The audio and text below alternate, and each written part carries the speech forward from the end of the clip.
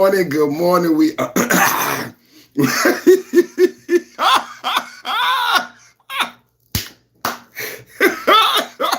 how we gonna start it off. Yeah, that's how we gonna start it off. Good. Yeah, that's how we gonna start off. Oh man, that's how we gonna start off this morning. Welcome to the live chat. Remember to guard your privacy and abide by our community guidelines. It's so important. And thank you before we even start for listening. Relax to talk sports. Trump news, giving Democrats the boo-hoo-hoo blues, giving Democrats the boo-hoo-hoo blues. Relax and talk sports. Members have its privileges with the wrench of destruction. Oh man, you look so good with your membership, with your wrench, man. What's up with your man? Yeah, man, Trump news. Another day of winning, another day. And you know the fantastic thing about MAGA, make America great again. And when Trump wins, it's America wins, and it's another day of winning on top of winning. But you know, today, you remember how that your mama today. Woo, we got good spirits this morning. I'm happy for the people of America. I'm happy for the people of Israel. I'm happy for the people of Gaza. I am hopeful, happy. You know, it's a lot of crazy things going on in America. So any silver lining that we can look to, any type of good news, because there's different topics. And today it's Trump news, so we're going to cover it all, whatever y'all want to discuss. You see what my direction is. My direction this morning. So I'm focused on the positivity. Even with the horrible events of Charlie Kirk, what do? Focus on the positivity. Come on in, man. Come on in. The number one chat, the number one show on YouTube. Come on in, man. We're going to have a round rumpus. We're going to hit the like button. Thank you. Relax and talk sport. Come on in. We're going to have a good talk this morning. Fire thumbnail. Fire topic, a lot going on in America. I'm telling you, when we first started this, the political agenda is really the conversation. There is no other conversation to be had right now. Look at what's going on in America. So there's a lot to talk about on Monday morning. Mega mucho mega Monday. Another mucho mega Monday in the mix where MAGA is winning and doing our thing. Only thing I don't agree with Trump on and support for is Israel. We're going to talk about it today because you see the 21-point plan. I got the 21-point plan. We're going to read the 21-point plan, and you're going to see how everybody is not as happy as you thought because it's about MAGA. It's about MAGA. It's about make America great again. And today, on MAGA Monday, we are going to have a talk about it because we've laid so much foundation for the conversation. I said, this is what we do. I said, we laid so much foundation for the conversation that we can have it so we can lead the nation. And that's what we do. You know what I'm saying? We always win. We first on this subject matter. A lot of times we always leading the news and leading the headlines. You know, as a YouTuber and independent media, thank you to YouTube. Thank you to the supporters and subscribers and the moderators, because the independent media, you have to be leaders in this space. Who just came in? Rebel Fluff. What kind of, I like that name. You are too poor. I'm going to go watch someone else. That person doesn't know our rule. What is our rule around here? We live by the Cardi B rule. Double tap, hit the like button as you come in. Double tap, hit the like button. Hey, relax and talk. We live by the Cardi B rule around here. Shout out to Cardi B on her 6th baby. Who couldn't have guessed it? I could have guessed that Cardi B was going to have 10, 12, 13 babies and 5 baby daddies. I could have told you that. We live by the Cardi B rule around here. It's not buy, it's buy forever.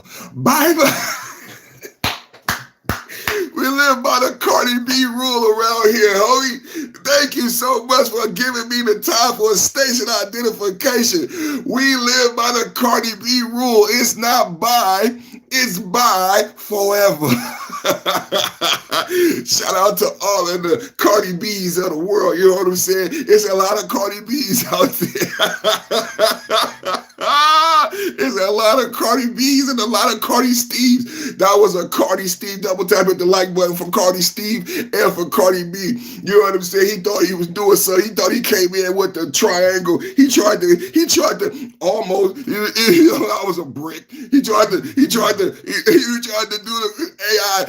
I'm trying to come in with the crossover. I'm gonna do the troll crossover. Woo, woo, woo. Troll crossover. He shoots. He misses. Brick. You know what I'm saying? Try again, troll. This the #1 podcast. This the #1 chat. This the #1 live stream on YouTube. Most intellectual conversation, geopolitical, homeland politics. Today we focus back on geopolitics. You know what I'm saying? For a long time we had a lot to discuss domestically, and truly today there are a lot of domestic issues we can discuss from the Trump administration vantage point. You know what I'm saying? Of Trump and leading MAGA with the acronym Make America Great Again. Like in the last administration, it wasn't enough of saying Make America Great Again. Like MAGA became its own word, not an acronym for Make America Great Again. There's only one America, America for all, America for us.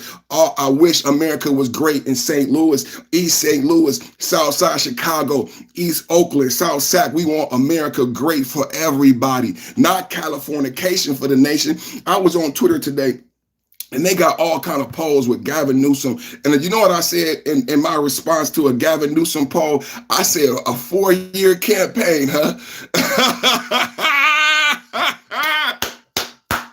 I said a 4-year campaign, huh? Y'all already Kamala got her book out, 107 days, begging for forgiveness, begging for understanding. Please, all I really want is understanding. I'm Kamala, and I'm black. All I really want is understand. Kamala wants some understanding from the people. Just understand, Joe Biden didn't want me to win. Gavin Newsom didn't call me back. Barack Obama did. We knew it. We didn't see none of them help you. You didn't have to tell me. MAGA saw it. We saw it from a mile away. No Obama, no Gavin, no Jill Biden, no support for Kamala. What did Nancy Pelosi tell you? We need to go to convention. What did Perfect Timing tell you? Go to convention. Go to the DNC. Not an inauguration. Nancy Pelosi said, not an inauguration. All Kamala needs is understanding. Kamala could win. Kamala could win in 20. All she need is and Gavin Newsom. So Gavin Newsom polls all over X.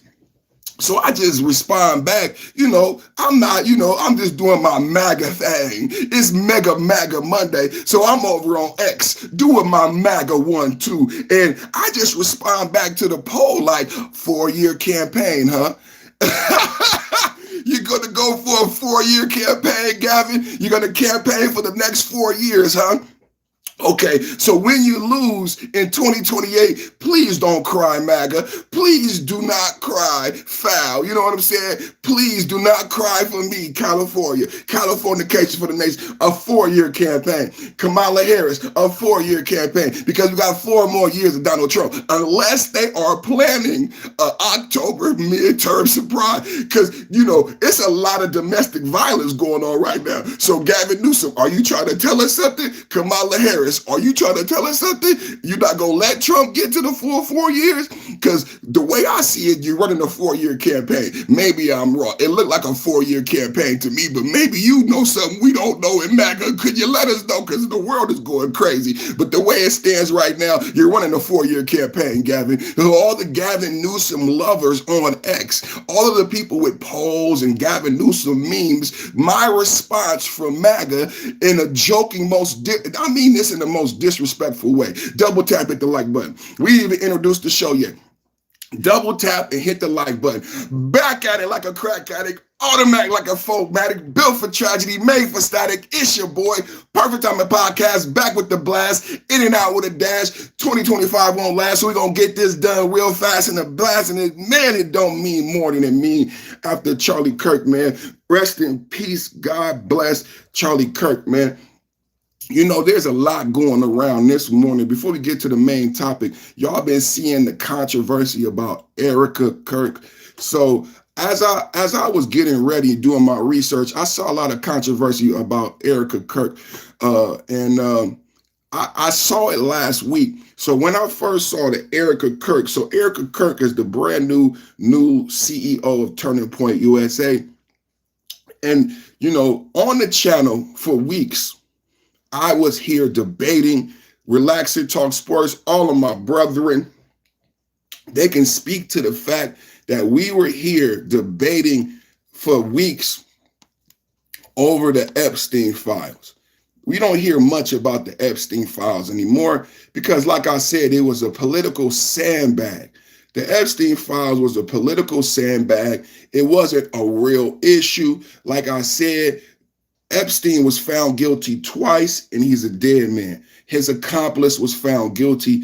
God bless the victims. I love Marjorie Taylor Greene. Shout out to MTG. But we debated here weeks the fact that the Democrats didn't have any real policy, which is why they were leading with the Epstein files.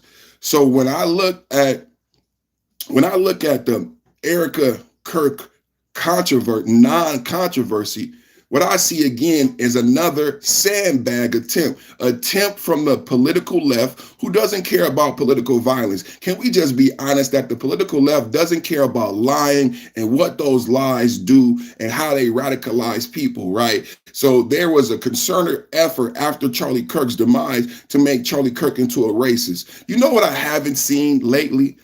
Any racist Charlie Kirk videos, because Charlie Kirk was not a racist. You know, you think the left should have to try harder to lie to you. The left worked very hard. They made a lot of money off of Charlie Kirk's demise, saying Charlie Kirk was something that he wasn't. So why today? Why does the left dissipate always? Because they have no foundation for the conversation. The left lacks policy. The left lacks leadership. The left lacks clear, distinct bullet points of objective of what they're going to do. So they're all over the place. 1 week is Epstein, but no real policy, no real politics, no door-to-door, I haven't seen one town hall meeting. This is a great opportunity for whoever wants to lead the left, whoever wants to be the next Democratic candidate on the left to do a town hall, go to CNN, address the nation. That's not happening because they're splintered. What we see from the Kamala Harris book 107 is that there are no clear left. There is no left. What we've seen from the Jubilees, what you've seen from the Jubilee 20v1 debates is that there are no clear left. You have a populist left. You have a radical left. You have a socialist left. You have a Marxist left. You have a left. And now what we're seeing in America in the last couple weeks is a violent radical left. Ozzy Cosby with the Rinse of Destruction said hello. What's up with your brother? So what are we seeing in the last week is a radical left. So what you realize is that there's a splintered party. But what I wanted to talk about before we get into the main topic is if you look at what happened with the Epstein files, right? The nothing burger. Remember what I said about the Epstein files.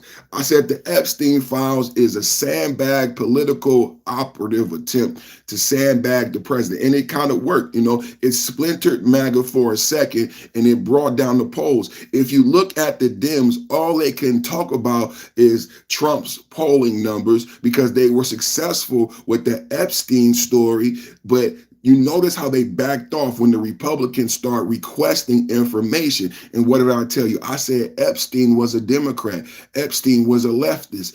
I played you videos where Epstein said, I am for Time's Up. And a lot of people forget about Time's Up led to the Me Too movement and where Epstein put his money, who he partied with. He partied with Clinton. He partied with the magician. He partied with the Democrats. The Democrats, because of their lifestyle, are much easier to compromise versus Christian right-wing conservatives who would not party with Epstein because they don't party. So it was easier to compromise the left, like Bill Clinton with Monica Lewinsky. So when I look at that, them backing off, allowing Marjorie Taylor Greene to take the lead on the Epstein story, I look at now ERIKA Kirk. So now they could not prove Charlie Kirk was racist, right? Charlie Kirk, I love Charlie Kirk. People like me is the reason why they couldn't prove Charlie Kirk was racist. Because when they were trying to prove Charlie Kirk was racist, I said, how, when you had Candace Owens working with Charlie Kirk at the beginning before they both were married, people say they were dating. Obviously, they loved each other. Candace said they were like brother and sister. How can someone be racist when his best friend and sister was a black woman, Candace Owens? So in the beginning of Turning Point USA, Charlie Kirk worked with Candace Owens. Candace Owens and Charlie Kirk created Blexit. You have voices like mine because of Blexit. Because, see, this is why the story changes so much on the left. I'm arguing this morning what happened to your argument that Charlie Kirk was racist. Where are all the videos? See, the grift has gone somewhere else because the left has no clear direction. I successfully showed that Charlie Kirk was not racist when I presented to you Candace Owens in the Blexit work, Tommy Robinson. And then Donald Trump goes to the memorial and thanks Charlie Kirk for his work with converting blacks to conservatism. But that's what we said weeks before the memorial. Weeks before the memorial, I talked about I would not exist if it were not for Blexit. And then I linked Blexit talking points to the Jubilee debate because I argue that the Young Turks I don't believe in this populist Democrat. I believe that the Young Turks are taking on Blexit conservative talking points. There is no such thing as a populist Democrat because when you argue with 20 Democrats, Young Turks, and you tell them that the Democrats are not implementing the platform and the platform would disproportionately positively affect you if they simply brought up minimum wage and they don't. So the Young Turks are arguing Blexit conservative talking points because this what Blexit was created to say to black Democratic voters, hey, the Democrats are playing a game of bait and switch with the platform. This is what the Young Turks was saying to other young Democrats, but they're blinded. Shout out to that super chat. Shout out to that super chat from Mrs. Perfect Timing. Everybody, hit the like button, double tap and subscribe. You're watching the Perfect Timing podcast. I ask you one time, go ahead, hit the super chat. We have a goal of 15 super chats and 1,000 likes. We typically have 1,000 people watching. We just getting started, so we need everybody watching, all 150 of you guys watching, to hit the like button. The like button is free. You double tap on the screen if you're watching on the cell phone, or in the top right hand corner there's 3 dots. Those are called an ellipsis. If you hit that ellipsis, that will allow you to like the video. Also, it helps the algorithm so we can expand the conversation this morning. We're starting our conversation off with ERIKA Kane and the slander against ERIKA Kane. I'm making an argument why leftists, and in my argument, this is the root of left-wing radicalization because they go low and they play dirty. Why are they trying to muddy the waters with conspiracy talk about ERIKA Kane? I argue this morning, the conversation has switched. I'm laying the foundation. I'm arguing this morning, the conversation has switched from Charlie Kirk being racist because he's never racist, right? I successfully beat the Democrats on that. So they have switched to ERIKA Kirk controversies because they were unsuccessful, just like with Epstein. They were unsuccessful with Epstein. They were unsuccessful with sandbagging the Trump presidency with the so-called Epstein files. I proved to you that was a Democratic talking point. I said to you the black book, Wendy Webb, is all over the internet. The black book already was printed in Gawker in 2015, but the Democrats don't want to listen. But this is why I say Epstein was convicted twice, and he's also dead, and his accomplice was convicted. No one ever asked how and why was Epstein convicted. Epstein was convicted because we have the black book. We have the list. And the Democrats are the ones who don't want it out. The black book was printed in 2015. The janitor tried to sell it to the FBI and went to prison. They used the black book in the 2008 prosecution. Jeffrey Epstein's black book, which wasn't created by him, which was created by his secretary, which makes it so valid because it was created by the people who work for him to make sure they could keep up with his list of contacts. Jeffrey Epstein never would have kept a black book, and he never wanted it, but his employees had a list of contacts. Yes, and they used it in prosecution. So when the Democrats didn't have any policy, because Trump kept winning, Trump and MAGA keep winning today. The main topic today is about another MAGA success, a mega MAGA success. My argument is that when America wins, the globe wins, but we're not even there yet. We're not even there yet. I have to educate my audience. Today, I want to have the back of my brother, Charlie Kirk. Can we start off with me having the back of my brother, Charlie Kirk? Because I am tired of the ERIKA Kirk slander. I believe ERIKA Kirk is being slandered by the Dems in the left because they have nothing. They have nothing. They could not prove Charlie Kirk was racist. Shout out to Candace Owens. Shout out to Donald Trump. Shout out to Perfect Timing Podcast and everybody in the audience. Double tap, hit the like button. We should have 100 likes 5 minutes ago. Double tap, hit the like button. We should have 100 likes 5 minutes ago. I argued this morning. You see so much ERIKA Kirk slander because they could not prove Charlie Kirk was racist. So just like with the Epstein files, they want to sandbag the Charlie Kirk legacy, right? The legacy, they want to sandbag TPUSA because TPUSA is too influential. And with TPUSA on the ground in 2026, with TPUSA on the ground with ERIKA Kirk at the helm in 2028, the Democrats don't stand a chance. Can I get that in the chat? The Democrats can't stand a chance. The Democrats don't stand a chance. So they want to sandbag just like they did Donald Trump, but it was unsuccessful. They want to try to sandbag TPUSA with controversy and theories that they have no proof. See, they haven't came out with anything concrete on ERIKA Kane. What we need to focus on is the violence in America. And what is at the root of the violence? I am telling you, it is Democratic operatives and Democratic Marxist tactics that is at the root of the violence in America. When you send out your operatives to create theories and conspiracies surrounding ERIKA Kirk and Turning Point USA, you almost is putting a scope on her life. You don't want ERIKA Kirk to live. I'm telling you, they're sick. I'm telling you, they don't care about no one's life. They don't care, because imagine all these sick people doing all this violence, and now the Democrats send out their operatives to make all this video content about ERIKA Kirk. And then now the same sick people who are shooting at ICE and killing people and going and shooting at churches now believe maybe ERIKA Kirk is a bad guy, because the Democrats could not deal with the fact that TPUSA was still up and running. Can we have a real talk this morning? Why is ERIKA Kirk being slandered? Because the Democrats can't deal with the TPUSA lobby.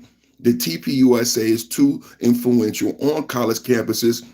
The fact that now ERIKA Kirk would be CEO and it wouldn't stop. Do you guys understand what I'm saying this morning? Are you following me? That TPUSA is not gone. Can we get a celebration? We need a celebration. See, this is the problem. They wanted TPUSA gone. They wanted the message gone. They wanted the message to be negative. They wanted the message. This is the sandbag attack from the Democrats. They wanted TPUSA to be gone. They wanted TPUSA to be racist. None of that happened. Can we? They were unsuccessful time and time again. So now they want to say ERIKA Kirk. They try. Do you understand my argument? I'm laying a foundation. I'm laying a foundation so you can have a clear understanding. Purpose of my podcast, back with the blast, in and out with a dash. Double tap and hit the like button. Double tap and hit the like button. Why all of a sudden? See, I am a content creator. I am a content creator. I understand the algorithm. And when you see a certain type of content trending, do you understand? There is a subject matter. I am arguing from a unique expert perspective, correct? I am arguing from a unique expert perspective. I am seeing trending when it is coming to this type of subject matter. I argue that it is being paid for, that it is being lobbied, and there is a reason. This is a MAGA forward conservative channel. I am TPUSA all day, every day. One love to my brother Charlie Kirk. We support ERIKA Kirk and TPUSA. So to make sure everybody is clear and understanding what is going on, because you're not going to hear anything concrete, but there's a lot of videos with a lot of views. There's a lot of videos with a lot of views saying ERIKA Kirk did this and ERIKA Kirk this and ERIKA Kirk that. I hear and counter narrative. We have an intellectual discussion of, well, why? Why has these people who only create videos for money? You must understand about influencers. They only create videos for money. So why now have these influencers been paid and focused on ERIKA Kane controversy? Just a couple days ago, it was Charlie Kirk was racist. Is Charlie Kirk racist, or is ERIKA Kirk a bad person? Which one was it? Which one is it? They don't care. They just want to confuse and muddy the waters. Sandbag, because I'm telling you, they are running a 4-year campaign. Kamala Harris, 107 days already, multiple Democratic jubilees. Gavin Newsom, polls all over X. They are running a 2028 campaign. They are using Charlie Kirk's death to launch the Democratic platform for 2028. Am I the only one seeing it? Am I the only one seeing it? Kamala Harris releases her book. Gavin Newsom goes on a campaign spree. Am I the only one seeing the low down dirty tactics of the Democrats and their lack of policy? So they're using this social moment to launch these campaigns, and they're planning to run a 4-year campaign. Am I the only one seeing Gavin Newsom on Colbert? Gavin Newsom, supposed to be governor of California, got LA with mass immigration. We have mass unemployment. Tesla left Los Angeles. AI commercials are saying that California is last, when we had the 5th largest economy. But Gavin Newsom is on Colbert causing a left-wing radicalization, telling people to push back on ICE, telling people, I said we support ICE on this channel. I said ICE are Americans. I said ICE is a federal job. Most black people work for the federal government. Why would you tell me to push back against my own people? I said support the National Guard. The National Guard are weekend warriors. So American young people have gotten so far from the truth, they don't even know that the National Guard are people like me and you. They go to work every day and they volunteer weekends. Then thank you to the National Guard, because they still have to go to work, have a mortgage, have a wife, have a family, and somehow they still have the energy and dedication to the United States. Can we have a real conversation? I don't know why the Democrats don't talk to you like this. They still have the dedication and love for the country to volunteer 1 weekend a month and be National Guard, and they want you to push back. Why would you push back on someone who's just like you? Well, it don't. They never. Gavin Newsom. Why would you tell Americans to push back on the National Guard, push back on ICE? It makes. I don't understand. And then you guys say, "Who was me?" And then you do this thing where you cover your ears and your eyes and your mouth when violence happens. You don't explain to Americans that the National Guard are great Americans, that we should love and support the National Guard, that you have to volunteer weekends and still live in America and be responsible to be a member of the National Guard. Why, as a Democratic governor who wants to be president, hating on the National Guard after you used them to clean up San Francisco for the president of China? After Gavin Newsom used the same people to clean up San Francisco for the president of China. I showed the video. Gavin Newsom admitted, did I clean up San Francisco for the president of China? Yes, he did. But Trump cleaned up DC for you. Chocolate City. When I say for you, does anybody know who that you is? Who was dying in Chocolate City? Who was being shot in Chocolate City? Who was facing violence in Chocolate City? Chocolate City is DC, if you didn't know. Chocolate City is Washington, DC, if you didn't know. Plagued with crack and violence over the past 50 years, going back to Marion Barry, who smoked crack when he was mayor and stayed in power in DC till 2014, 32 years. 32 years, but Trump is a bad guy. The National Guard is a bad guy, and Trump is a bad guy. But the Democrats, who are the real bad guys, is sick almost. You know, it's basically sick. It's perverted, really. It's kind of sick. It's hard to believe, and it's actually sick because you've been hypnotized, like Kamala Harris said, on who the bad guy is. So when I tell you Marion Barry smoked crack and stayed in power for 32 years, every time I bring up Marion Barry, someone in the chat says, I'm old. Marion Barry is old. They don't make the connection to corrupt culture. They don't understand corrupt political culture within Black America and why we have black gangs, black on black violence, because there's complicit corruption within Black politics. Marion Barry was in power in Washington, D.C. for 32 years. When he left in 2014, the current mayor Bowser, took over in 2015. We're talking about a culture of corruption in Baltimore, in Maryland, in DMV, of all Black leadership and all Black violence that can't be talked about because the Democrats have you hypnotized on who is the real bad guy. No one gets held accountable. The current mayor of D.C. has been mayor for 10 years and 3 terms. Why aren't we talking about real life? Instead, Gavin Newsom is on Colbert couch, running a 4-year presidential campaign, telling Americans to push back against National Guard, not telling Americans that we have a corruption problem in Chicago, not telling Americans that we have a corruption problem in Washington, D.C., not telling Americans that we have a corruption problem in Fulton County. No, Gavin Newsom, Democratic governor, is causing left-wing radicalization by saying push back on National Guard, our weekend warriors who volunteer for America. How about you volunteer, Gavin Newsom, rich boy? How about a lot of the Democrat Antifa socialists volunteer for America every weekend, put on soldier rags, every weekend learn how to shoot and protect the people, and before you tell people to push back, ICE agents have to protect. Now ICE agents are under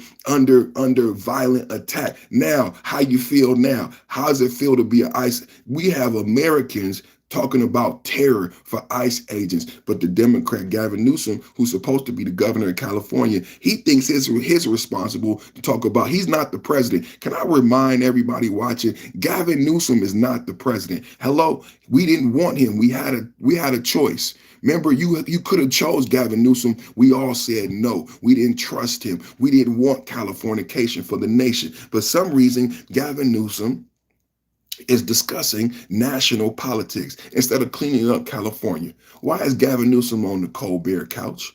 Why is Gavin Newsom on the Colbert couch going one-to-one, toe-to-toe with Donald Trump? You do not factor into these discussions and these decisions. Why is Gavin Newsom not focused on California politics? We need jobs. We needed water during the California fires. I'm going to say that again. Gavin Newsom, we need jobs. We needed water during the California fires. What happened to the water? We needed fire trucks, fire engines. You sent the fire engines to the Ukraine. Remember trying to be pretty boy Floyd? We needed fire engines. We needed water. We had an empty reservoir during the California fires. You let Eden burn down. Historical black community.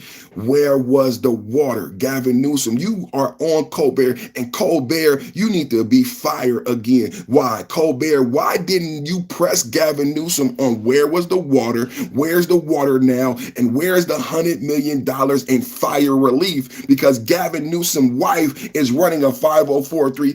What at Colbert is full of shit. Stephen Colbert, Jimmy Kimmel, you're all full of shit. You let him sit up there and talk that shit about National Guard and ICE, but you did not ask him, where is the water? How did you let California burn? And where is the $100 million in fire aid? But the Democrats seem to be so self-righteous. They're the best journalists, right? Stephen Colbert, the best journalist. Jimmy Kimmel, so fair, best journalism, right? But while Colbert didn't ask him about the $100 million in missing fire aid, not $1 has gone to the victims of the Eden fire. No water. They need to file a class action lawsuit against Gavin Newsom and the government of California because you pay taxes. They should have had water in those fire hydrants. Do you guys understand they could file a lawsuit?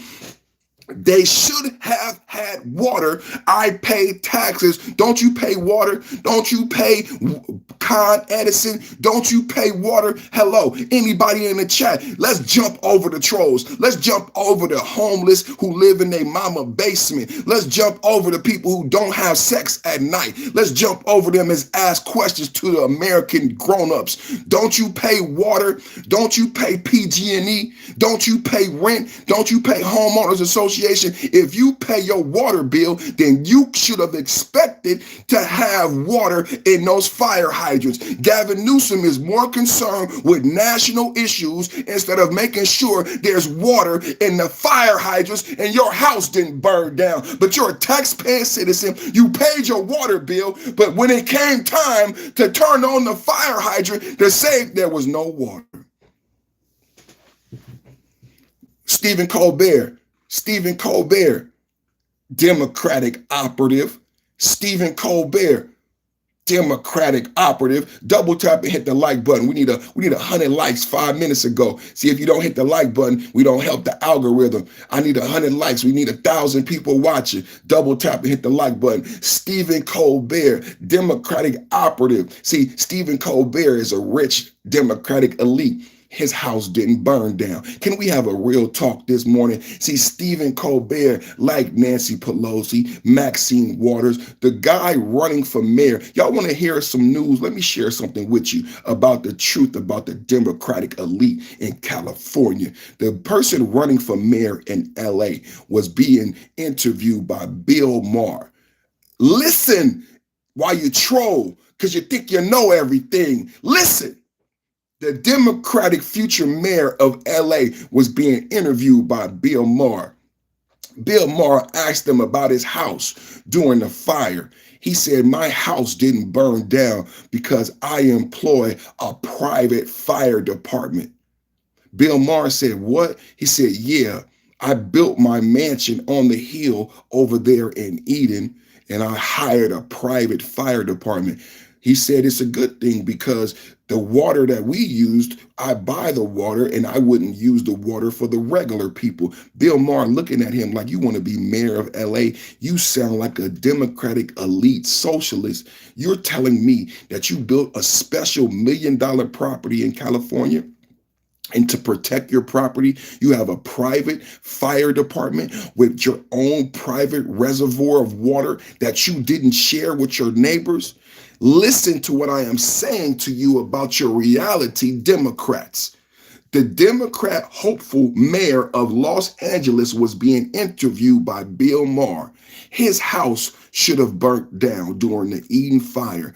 It did not burn down. He explained his house didn't burn down because he employed a private fire department company with their own private reservoir of water that they never share with the public. So your new mayor house was safe, but his neighbor's house is burnt down and he didn't care.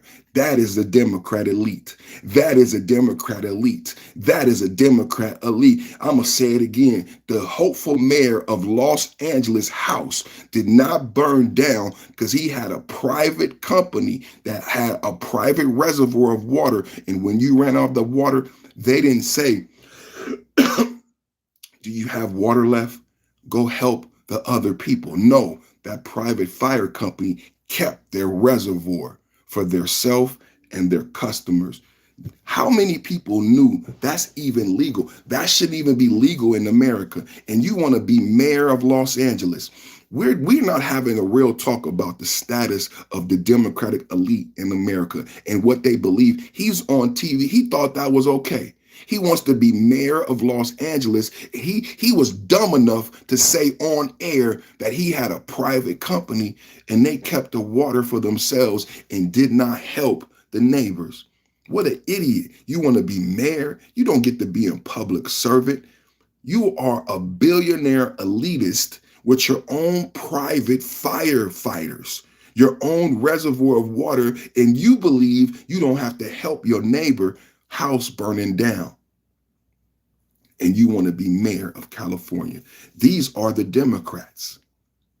These are your Democrats sitting on the couch with Stephen Colbert talking about national issues. You're not the president.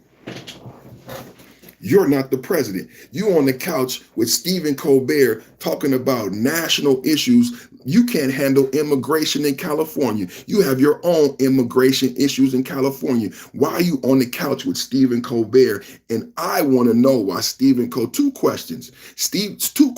Why is Gavin Newsom running for president in 2025? That's a 4-year campaign. Why is Gavin Newsom running for president in 2025? Why is Gavin Newsom on the couch with Stephen Colbert discussing national issues when you couldn't make sure water was in the reservoir and water were in fire hydrants? Do you understand, Gavin Newsom? And lastly, Stephen Colbert, because everybody talking about free speech. Oh, Jimmy Kimmel, Stephen Colbert. Why didn't you ask Gavin Newsom about the missing $100 million in fire aid? Why hasn't anyone who lost their home, a historical black community, got burnt down, $1 million homes? Not one person has received $1 of the $100 million raised. There was $100 million raised and it's missing. Not one. How could you have Gavin Newsom on your couch and talk to him like he's Donald Trump? You asked Donald Trump about immigration.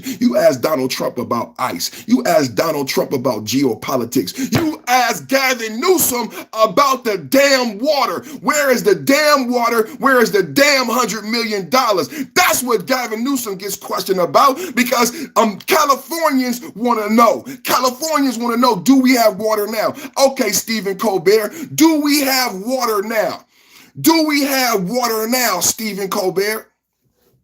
You got him sitting on your couch. You want to talk about ICE and cause political violence and rhetoric on the left. Do we have water now, Stephen Colbert? You don't know, do you? You didn't ask him, where's the $100 million? Why you didn't ask him about his wife? Why you didn't ask Gavin Newsom about his wife who received millions of that $100 million? What's she gonna do with that money? When is she gonna distribute the money she got from the $100 million? Why did not you ask Gavin Newsom about his wife who has a nonprofit who got part of that $100 million? When is she gonna distribute? See, this is why I have successfully made my point every single time. Double tap, hit the like button. Double tap, hit the like button. Why? This is why you don't have any policy. This is why you have to focus on ICE, Epstein, anything that's peripheral. Because the real politics, when the Democrats fuck up, because the Democrats fuck up majorly. When the Democrats fuck up majorly, they have nothing to stand on.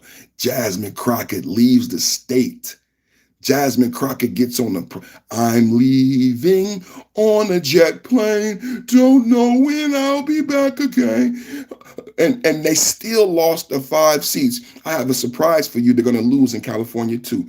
The Democrats in Texas, listen to Jasmine Crockett's socialist Marxist idea of stopping democracy. It's anti-American, really. It's anti-American, really. Jasmine Crockett got on a plane with Texas Democrats duly elected to do a job, told them don't do a job, don't vote, go to Illinois, go to New York, go to California, create a national hit piece on Trump. A local issue, a local redistricting issue in Texas became national geopolitical news because of Jasmine Crockett and the Democrats. And they lost. And they lost. And they lost. Yes, they lost the 5 seats. Yes, they lost the 5 seats, and they're going to lose in California. Jasmine Crockett should have stayed on that jet plane. Jasmine Crockett can get on a jet plane again. Go ahead, Jasmine, get on a jet plane. See, this morning we're having a talk. It's MAGA-centric. It's MAGA-centric. So before we're gonna get into Bibi Netanyahu and the 21-point plan, because I got the 21-point plan. We're gonna read the 21-point plan. But I just wanted to start off the podcast with some support for Charlie Kirk's wife, ERIKA Kirk, and tell her that we support her over here on the Perfect Timing podcast. Salute to ERIKA Kirk and Turning Point USA. We understand that they don't have a leg to stand on. We understand that they don't have a leg to stand on, which is why they are running the 1-2 they running. And we support Turning Point USA. We support ERIKA Kirk. Rest in peace, Charlie Kirk. And there's a reason why Democratic operatives have been paid. And I just want to educate my audience, because I'm sure you're wondering 2 things. Why am I seeing this on my timeline? Why am I seeing the ERIKA Kirk slander? Why am I seeing ERIKA Kirk? Imagine how she feels, bro. She's still mourning her husband, bro. It's been a horrible couple weeks, and now all this slander online. You know what I'm saying? And I know she has to dig deep, so my prayers are with ERIKA Kirk and the Kirk family, because I know she has to dig deep in order to be a leader for not only her family, but now CEO of Turning Point USA. So God has placed a huge load of responsibility, but I believe ERIKA Kirk is the perfect person for the job. We support you over here. And I want to let you know, ERIKA, the reason I know you the right person for the job, because look at how they are attacking you. Look, they don't have anything concrete to attack you on. You hear me? You know you the right person. That's how I know in the chat I'm the right person. ERIKA Kirk, you know you're doing the right job, and you know you're the right person because they don't have anything to attack you on. They going low. They want to play dirty. That's how you know that God chose you for this moment, and we thank you and we support you, and they don't have anything else to criticize you on. The left throws mud every day in my chat. That's all I get is mud. So I got your back, ERIKA Kirk. There is nothing stopping you from being successful. Continue to move forward with Turning Point USA. MAGA and the Republican Party and conservatives are depending on you to lead Turning Point USA to victory, MAGA victory in 2026 and MAGA victory in 2028. MAGA victory 2026 in the chat. MAGA victory in 2028 in the chat. Thank you, ERIKA Kirk.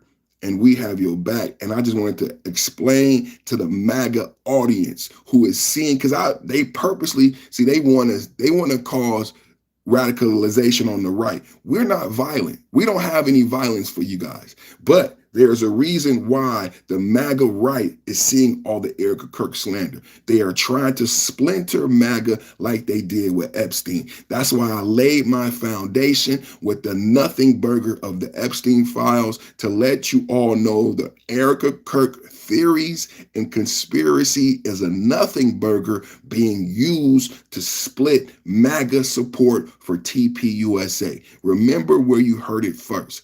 I am saying to you that the ERIKA Kirk slander is paid Democratic operatives who hope to split MAGA support for TPUSA because TPUSA is so influential in 2026 and 2028 politics. If it were not, we would not be here having this discussion. I need MAGA conservatives to understand the writing on the wall. If TPUSA was not influential in politics for 2026 and 2028, we would not be having this discussion. ERIKA Kirk being CEO and TPUSA continuing to hold events, TPUSA continuing to convert young collegiate students to conservatism, to Jesus, to Republican, to MAGA would not be an issue if it was a slam dunk for Gavin.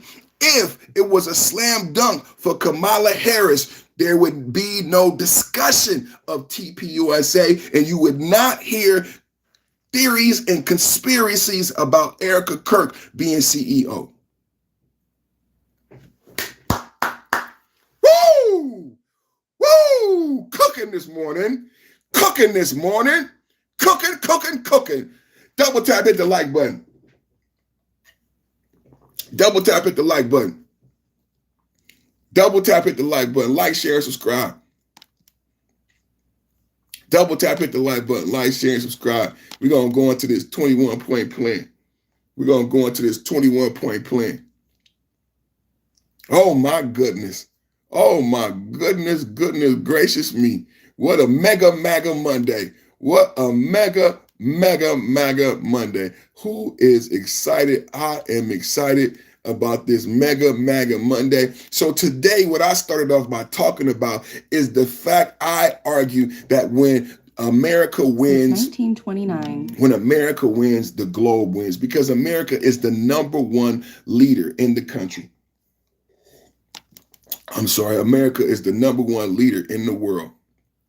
Come on in, trolls. The trolls are welcome. All I ask is the trolls to do the double tap, hit the like button. I know y'all having so much fun in the chat as the trolls have a good time, and the robots and all of the weirdos have so much fun in the chat. All I ask you to do is double tap and hit the like button and show respect to everybody in the chat.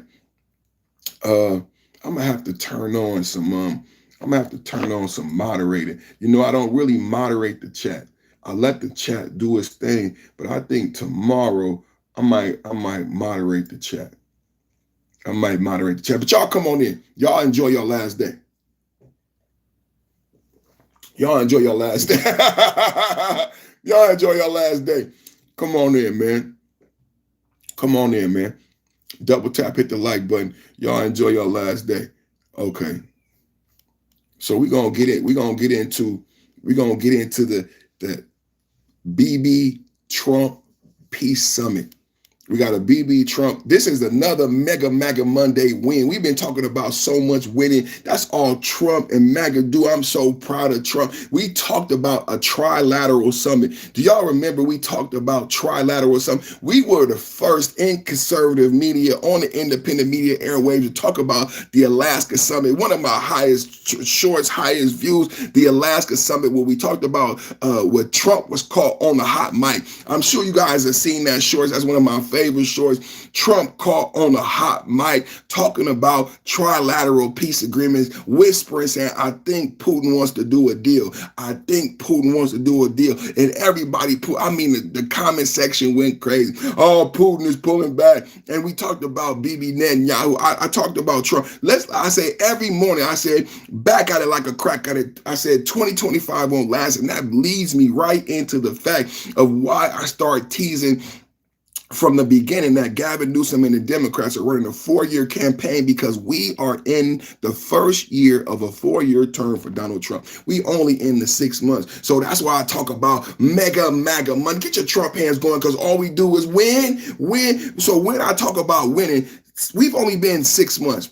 We've accomplished, we talked about ICE deployment in 6 months in LA. We talked about that. I see X meme saying, yes, I voted for this and it's even better than I thought. How many people feel like that in the chat? Yes, I voted for this and it's even better than I thought. I absolutely agree. We voted. Look at Tommy Robinson and the allegedly 3 million people protesting in UK. What about Brexit? What about Britain, what do they call it? Canada. How do they say it? British Columbia. What about Canada? What about Brexit? What about Tommy Robinson? What about Candace Owens and Blexit? See, the real conversation is not being had. We talked about, in only 6 months, Trump has had Bibi Netanyahu at the White House 3 times. He had Zelensky at the White House twice. He's already had bilateral talks with Putin. Like, how much winning do we have to do for MAGA? See, this is this is what happened when this is why you got to stop taking Tylenol when you pregnant. Allegedly. Oh, you Tylenol babies. Can we get a Tylenol baby in the chat? We got a lot of Tylenol babies in the chat this morning. Can I get a Tylenol baby in the chat? Because they think they know what they're talking about, but they don't. Double tap, hit the like button. Double tap, hit the like button. Can I get a Tylenol baby in the chat? Bunch of Tylenol babies. Double tap, hit the like button. We need 100 likes 5 minutes ago. Double tap, hit the like button. We're going into Bibi Netanyahu, Trump-Bibi. It's a bunch of Tylenol babies in the chat, man. It's a bunch of Tylenol. Whether or not Bibi, like, we don't really get into Israel politics. You know what I'm saying? Whether or not Bibi, that's not American politics, right? And I think that is another tactic of the Democrats and the left, to have people focus on geopolitical issues that are not having any domestic ramifications for you. Well, whoever that is over there, look at the way true leadership works. Whether or not Bibi was leader over there was a factor when the last administration.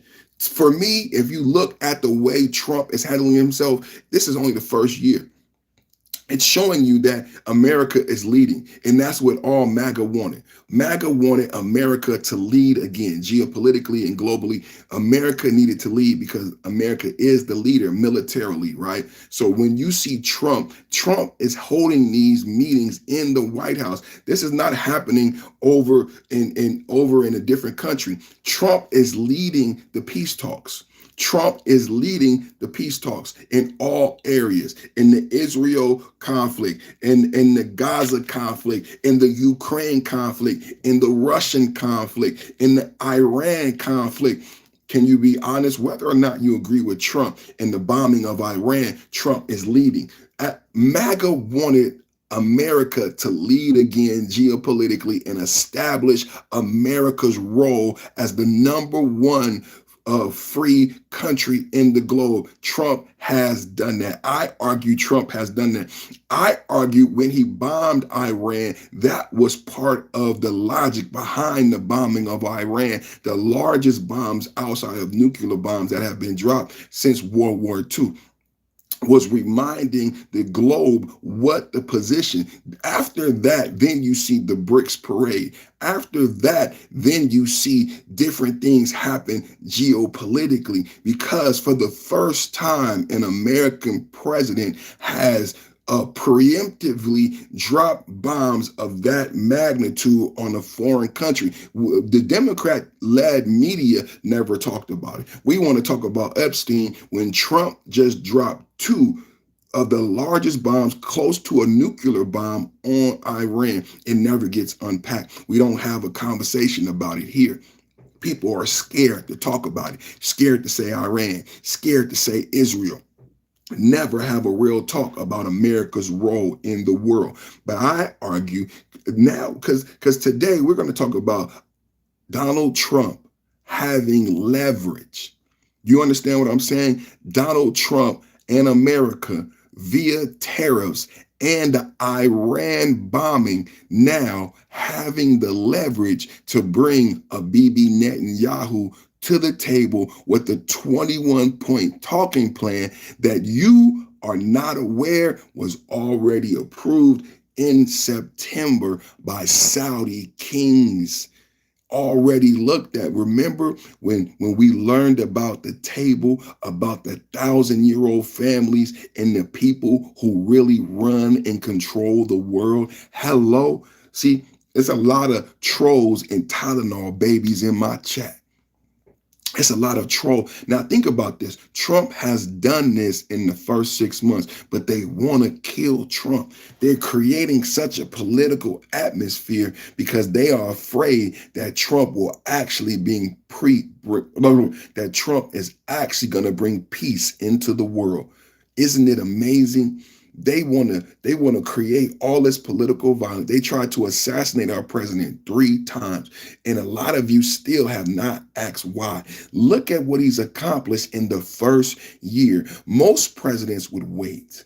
Most presidents would take their time because they have 4 years and they want to stretch out their successes and their influences. Trump isn't waiting because he said, if I get into heaven, this is how I get into heaven. Trump said a lot of people are dying in the Ukraine. A lot of people are dying in Gaza. Trump wants to stop the dying. No one ever talks about that. I brought up here, I'm absolutely serious. Trump caught on the hot mic saying trilateral peace talks. Putin wants to do a deal. Trump caught on the mic saying might be why I go to heaven, if I can bring peace. Now, why wouldn't Trump? Trump is not a politician. Most politicians would try to sparse out these victories. Every day I'm live sharing with you MAGA victories. Just last week, I shared with you that the Senate changed the rules from a supermajority, allowing Trump to get across 48 nominees in one day. Trump in the MAGA Senate. Can we have Mega MAGA Monday in the chat? Mega MAGA Monday in the chat. Trump and the MAGA Senate got 48 nominees confirmed in one day after changing the rules from a supermajority. The MAGA politics is strong. This morning, I argue to you that Trump's influence from the Iran bombing, from trade and tariff, which I saw today, Trump has put a 100% tariff on foreign films, again, adding to his leverage when having these negotiations geopolitically, now puts America in a position to call for peace in a conflict that has nothing to do with America. I'm going to say this again. Trump being the leader, it's only been months. This should really make you Democrats look at the ineffective fecklessness of the last administration, that Trump is able to accomplish so much in months. He's gotten Putin to tone down all the way. Ukrainians were dying left and right. He's 5 minutes away from peace in the Ukraine and stopping the death in the Ukraine. Today, there is a peace summit in the White House with Bibi and Trump. The trolls don't even know the history. The trolls think this is how many times, you guys? Is this the 3rd or 4th time Trump has hosted Bibi?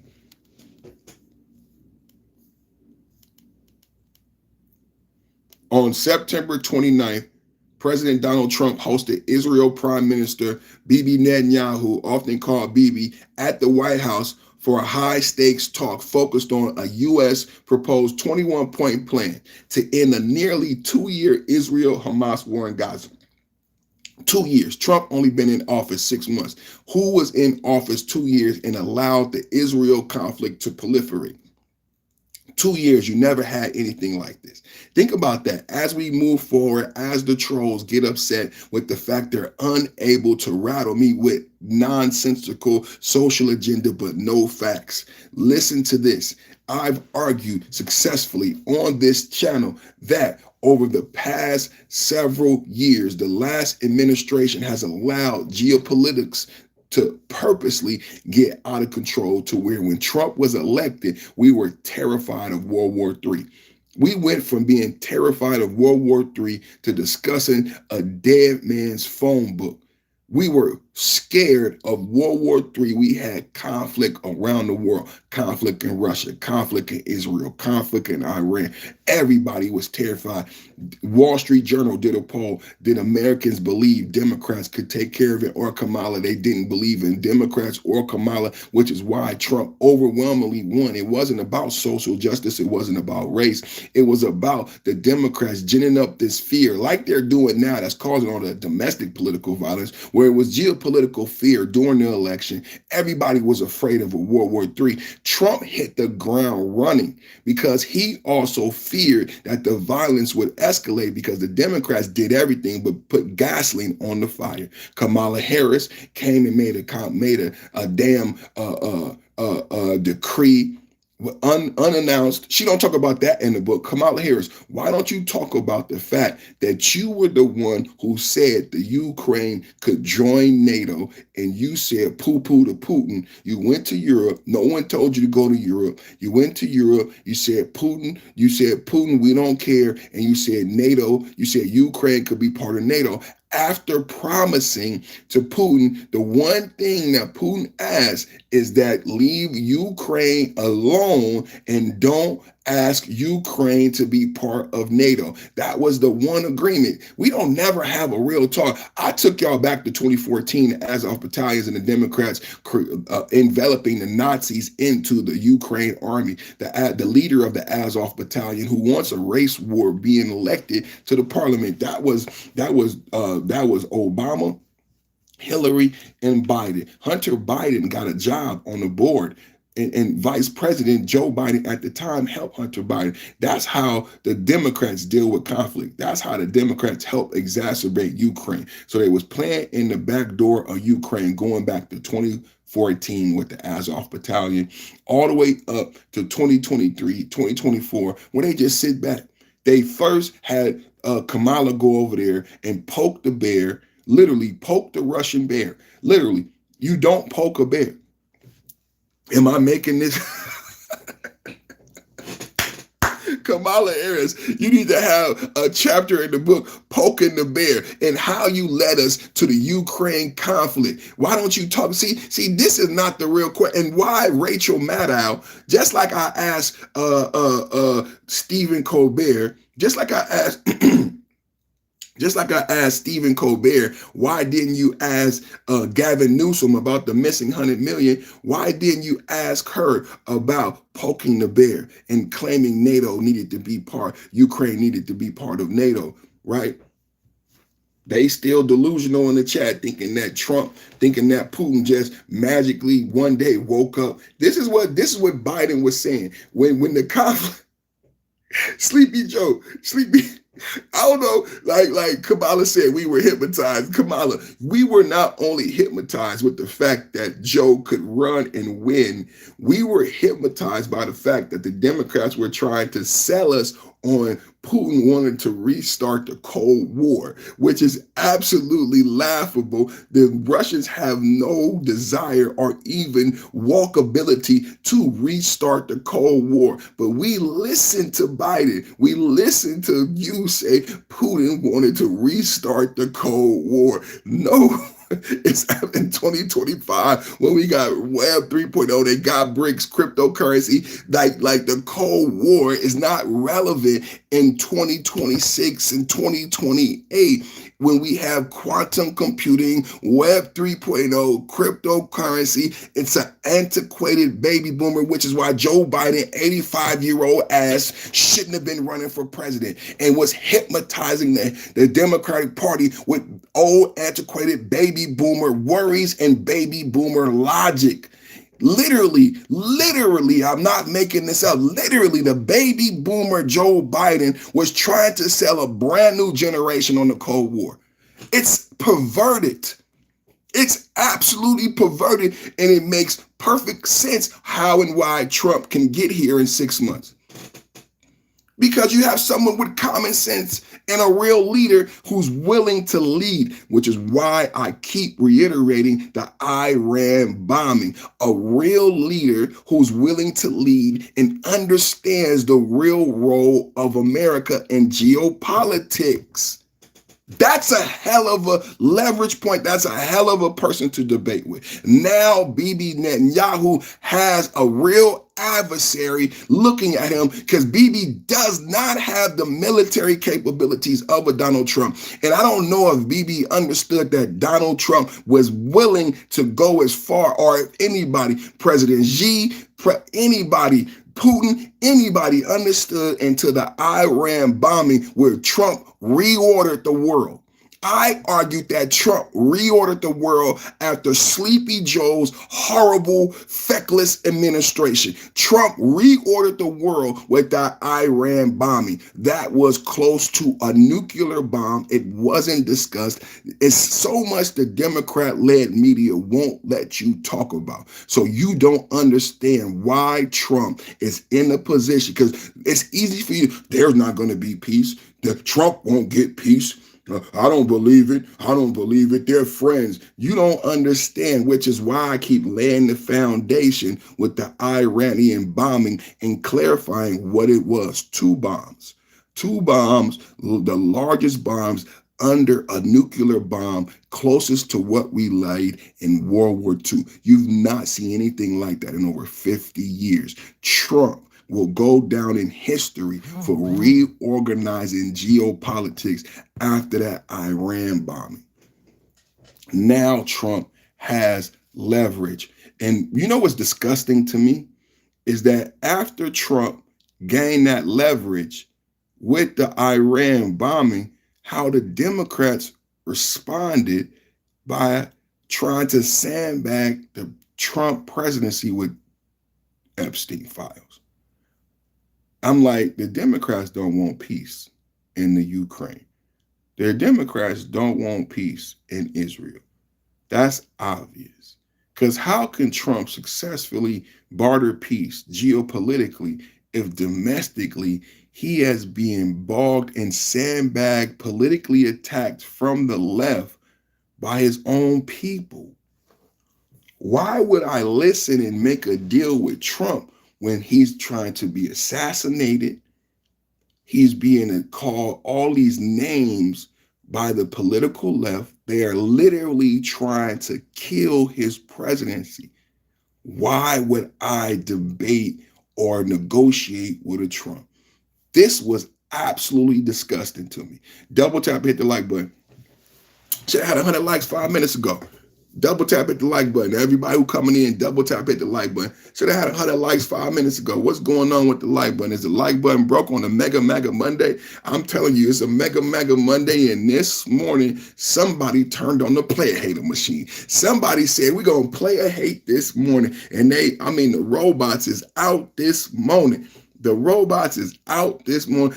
Somebody said, amen, Trump is great. Thank you for that support. Thank you for the love. Trump himself said that what Epstein did was okay because 90s Florida was a different time. There's so many idiots in the chat. We could have a conversation all day and the idiots just show up. Trump didn't say that, you damn idiot. It's just like you can't say nothing intelligent about it. We having real conversation. Today we having a conversation about a 21-point plan and people not dying in Israel. Children not dying in Israel. But it doesn't matter to the idiots. I mean, this is what Kamala Harris said about the hypnotized. They are hypnotized, but hypnotized idiots. Just dumb for no reason, dumb. Like, why would you go there when it's a possibility that children, I'm going to read the 21-point plan where children can get food, where we can get relief, where how even if you on the Israel side,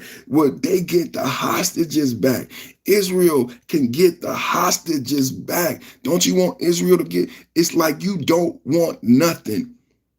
I've been saying that, Mr. Boski. I've been saying that for how long? How long have I been saying that? What do they want? If Trump is not the president, JD Vance is the president. It's still MAGA all day, every day, and JD Vance could be another 2 terms. That means MAGA in the office for another 20 years. It's like they don't think these things out. Like JD Vance would finish out this term and then be able to run for another 8 years. MAGA, MAGA, MAGA, MAGA, MAGA. What do they want, Mr. Boski? I don't know if they have thoughts in their brain or it's just a bunch of soup cans just knocking around in their head. I don't think they actually have brains in their head. I think they have a bunch of soup cans, like my 5th grade teacher said, bouncing around in their head because they have not thought out their idiotic talking points. They just say stupid shit, like without understanding that JD Vance is 40 years old, a young, handsome, attractive man who will be president. You dumb dummy. So what is the outcome of your dumbness? Right? Like, what would you want? Okay, Trump gets prosecuted. JD Vance is president, dummy, and then we vote for him again for another 8 years, dummy. Dummy. What is the outcome, dummy? We talking today about children not dying. How can they have a leg to stand on and say they don't want death? How can they have a leg to stand on and say they're not the one radicalizing Americans? When we see it every day in the chat, Mr. Boski, we know they are the one with this lack of concern. They don't talk about Jesus. They don't talk about God. They don't talk about faith. They don't talk about love. They don't talk about unity and understanding. They don't talk about a 2-party system. They don't talk about constituents. They don't talk about consensus. They only talk about violence. They burn up Teslas. MAGA knew the climate. MAGA knew the climate. Why would you burn up a Tesla when they will explode and hurt humans in Americans? It's not just burning up shoes. Burning up a Tesla is dangerous. And the Democratic media laughed. CNN, MSNBC, laughing at Elon Musk, billionaire. It's not. Elon is going to still be a billionaire when you blow up a building because a Tesla is a giant cell phone. Why would you light a cell phone on fire? You must be an idiot. And they are. They are. That's how you protest. You light a giant cell phone on fire. The fire wouldn't even go out. How many of you guys saw it? It's just nonsensical. And they're doing it at your Tesla. It's not at Elon Musk's house. You're doing it at your local Tesla, at your local building. I said it. The Democrats are cuckoo. The Democrats are cuckoo. I said it. The MAGA, we read the room because we understood the severity of burning up a Tesla. The Democratic media laughed at it. And MAGA is over here like, hey, that's very serious. A Tesla is a giant cell phone. I don't think it's okay for you to be so flippant about the fact that Democrats on the left are burning up giant cell phones. They could hurt a lot of people. Beyond destroying the property, it has a battery the size that could hurt a bunch of people, and the fire may not be able to be put out. It's beyond a protest at this point. Do you guys understand this? It's urban. It's beyond a protest. Right? It's not burning up shoes when you burn up a giant cell phone. But we couldn't have that talk. MAGA said it.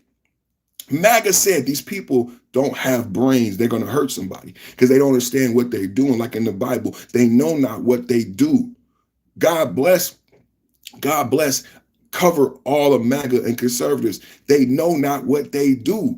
Like they are burning up a Tesla like it's a car.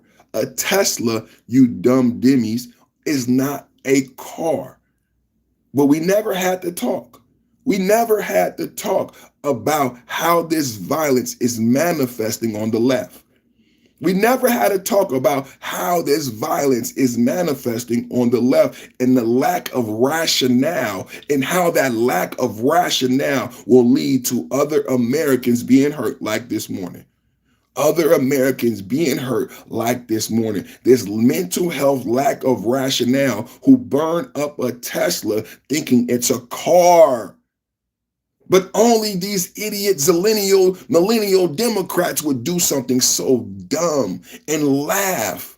And then after you can't put the fire out, after you destroy your own neighborhood, then you worry. Who's surprised that we have a Portland? I'm not surprised.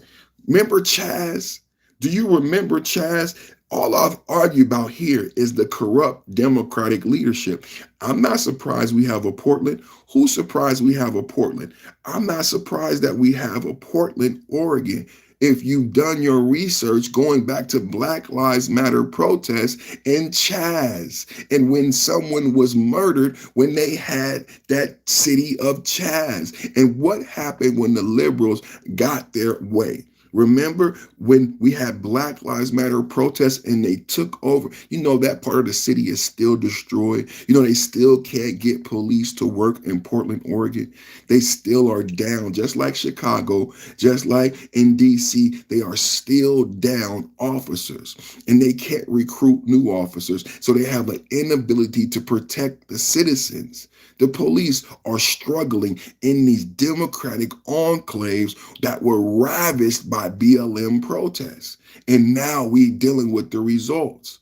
Yeah, I'm not surprised about Portland. We watched and MAGA watched BLM run rampant.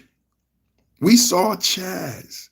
Remember, we saw Democratic mayors and governors refuse to allow Donald Trump to send in the National Guard. And finally, he had to. Y'all forget. I'm not surprised about Portland. So my friend's sister lived there then, and we had to go help her move, and it was worse than the slums of Detroit. I'm not making this up. I live in Northern California. I have family in Seattle. We frequent the same areas. It's a similar culture. Portland, Oregon, Seattle, Washington. It's a similar culture. Ask anybody. It's a similar culture on this Pacific Northwest. I've done the research. I've discussed it in nauseum. I've talked about in Tacoma and in Portland bedroom communities where that girl from CNN who's the host, her parents are from there too.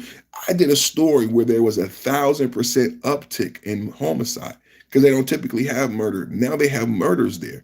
They have drugs and they have murders. These are bedroom communities. You know what a bedroom community is? Portland, Oregon is the KKK moved to Oregon. There was no crime in Oregon. You never heard about crime in Oregon, right? These are bedroom communities. The crime was super low. After BLM protests, you now had 1,000% uptick in crime, and the police have an inability to handle the uptick in crime because the culture shifted. The culture shifted with the Democratic policies that said you can now rob and steal and commit high-level felonies and change it to a misdemeanor. And you have chiefs of police in Portland and Oregon and Washington crying out to the Democratic leadership, now that you have changed the laws, you've changed the behavior, but I don't have enough police. I don't have enough police. You've changed the laws. I argue this about, I'm trying to educate you on why you have the America that you have. Let's get to Bibi Netanyahu. Mr. Bosky said, let's get to Bibi Netanyahu. On September 29th, Bibi and Trump met to discuss a 21-point plan. We're going to go over the entire 21-point plan. Telling it looks like there's a really good chance for peace in the Middle East. Everybody's on board. The discussion aims to secure a ceasefire, free remaining hostages, and outline post-war governance of Gaza amid ongoing Israel military operations and growing internal pressure on Israel. Double tap and hit the like button. You're watching the Perfect Timing podcast. Thank you to all my moderators and members helping with the chat today. We got a lot of trolls out there today, but we're not giving up. We're going to get through this whole show, and God bless America. God bless the chat. God bless the members and the moderators. Let's go, MAGA. Let's go, MAGA, MAGA, MAGA Monday, MAGA, MAGA Monday. Let's go, let's go, let's go. Background and timeline. Plans and origins of the 21-point plan framework was first presented by Trump and the White House Special Envoy Steve Witkoff to Arab and Muslim leaders, including from Saudi Arabia, UAE, Qatar, Egypt, Jordan, Turkey, Indonesia, and Pakistan on the sidelines of the UN General Assembly in New York early in September. Did you guys hear that? It received positive responses and praise from attendees, marking the first formal U.S. proposal for ending the war under Trump's second term. Are you guys hearing what's actually going on? Because the Democrats are going to spin it. Don't forget, I taught you and told you about the spin zone. So I need you to understand. We talked about 1,000-year-old families, the Vatican, who really runs the world. If you really paid attention to the Epstein story, then you should be able to grasp the geopolitical nature of what is going on with this 21-point plan. Listen, as I tell you again, you are hypnotized by Democrats. Listen, this 21-point plan that they're not going to honestly tell you about was already presented. Today is political theater. Today is a formality. I'm the first person telling you this. Today is political theater. Today is a formality. This is not the beginning. Bibi has been at the White House several times in the last 6 months. Nothing was from the last administration. The last administration didn't care about peace. The last administration didn't care about Gaza babies dying. The last administration didn't care about Israeli hostages coming home. Trump is the one negotiating this peace. Please understand what's happening in American geopolitics today. Understand this is formality and political theater. This plan was already presented to the 1,000-year-old families, the rulers of the world. Let me read it to you again, and approved by those individuals with all of the money and oil and power in the entire world. Have you watched, the 21-point framework was first presented by Trump and the White House special envoy, Steve Witkoff, to Arab and Muslim leaders, including Saudi Arabia, UAE, Qatar, Egypt, Jordan, Turkey, Indonesia, and Pakistan, all the surrounding. Is that some pressure? Is that some pressure? Do you understand what's happening with Bibi in Israel this morning? Huh? See, the plan didn't go to him first because he's not running the ball. Hello? Did you see the NFL yesterday? It didn't go to him first because he's not running the ball. It went to the big dogs. I just read it to you. Saudi Arabia king and prince, UAE, Qatar, Egypt, Jordan, Turkey, they approved this 21-point plan already. And it's being handed to Bibi instead of, y'all need to pay attention instead of troll. You need to pay attention instead of troll so you understand what's happening this morning in Washington. I'm the one who talked to you about political theater. I told you about political operatives, Donna Brazile, Maxine Waters, Nancy Pelosi. I am telling you again this morning, this already was approved. Like a commercial. Everyone's going to say, oh, Bibi going to do this and Bibi going to do that. No, this plan already went to Saudi Arabia. This plan didn't go to Bibi first. See, Bibi's not approving the plan. How many of you understand geopolitics now? Huh? This is how Trump is running the show. This is how Trump is running the show. The Democratic social media will present it to you like, hey, Trump just called up Bibi. Let's have a sandwich. Hey, Bibi, let's have a sandwich and let's talk about 21. No, Trump ain't called Bibi about no sandwich to talk about 20. No, that's not how it's going, homie. That's not what happened, homie. We went to the UN, to the big dogs first. Now we can do the political theater. Now I can make Bibi look like a big dog. Now I can invite Bibi to the White House and make Bibi look like he is benevolent and he wants peace. After I already got the leverage behind the closed doors. Now I can invite Bibi to the White House. Bibi can look benevolent, like he wants peace, like it was his idea. Like Bibi came over to Trump and had a sandwich and said, Trump, let's do some peace. That's not what happened. That's why we having this show today. They met with Saudi Arabia and Qatar in early September on the sidelines of a UN General Assembly in New York. It received positive responses and praises from the attendees, marking the first formal U.S. proposal for ending the war on Trump's second term. That marked the first proposal, not even to The first proposal for peace wasn't even made to Israel. If you start understanding geopolitics and take your head out of your ass. The pre-meeting development, Trump's son-in-law Jared Kushner and envoy Witkoff met Netanyahu on September 28 to iron out details. Netanyahu and Fox News interview emphasized priorities like hostage release and dismantling Hamas, but avoided preempting the talks. Israeli context. Netanyahu faces domestic pushback from far-right coalition members like Finance Minister Basil Smirchik and National Security Minister Itamar Ben-Gvir. I apologize if I mispronounced those names. Who demand Israeli sovereignty over Gaza and the West Bank, reject any Palestinian Authority PA role, and oppose ending the war without fully eradicating Hamas. Opposition leader Yair Lapid has offered Netanyahu political cover for the deal. Core elements of the 21-point plan.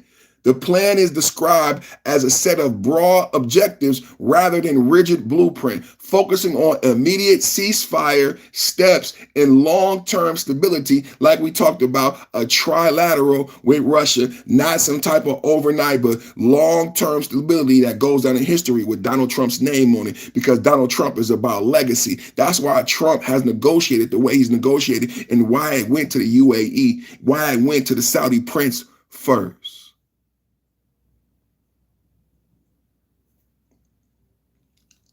Key details of the 21-point plan. Hostage release. Hamas to free all 48 remaining hostages, about 20 believed alive, plus remains of 28 deceased within 48 hours of agreement.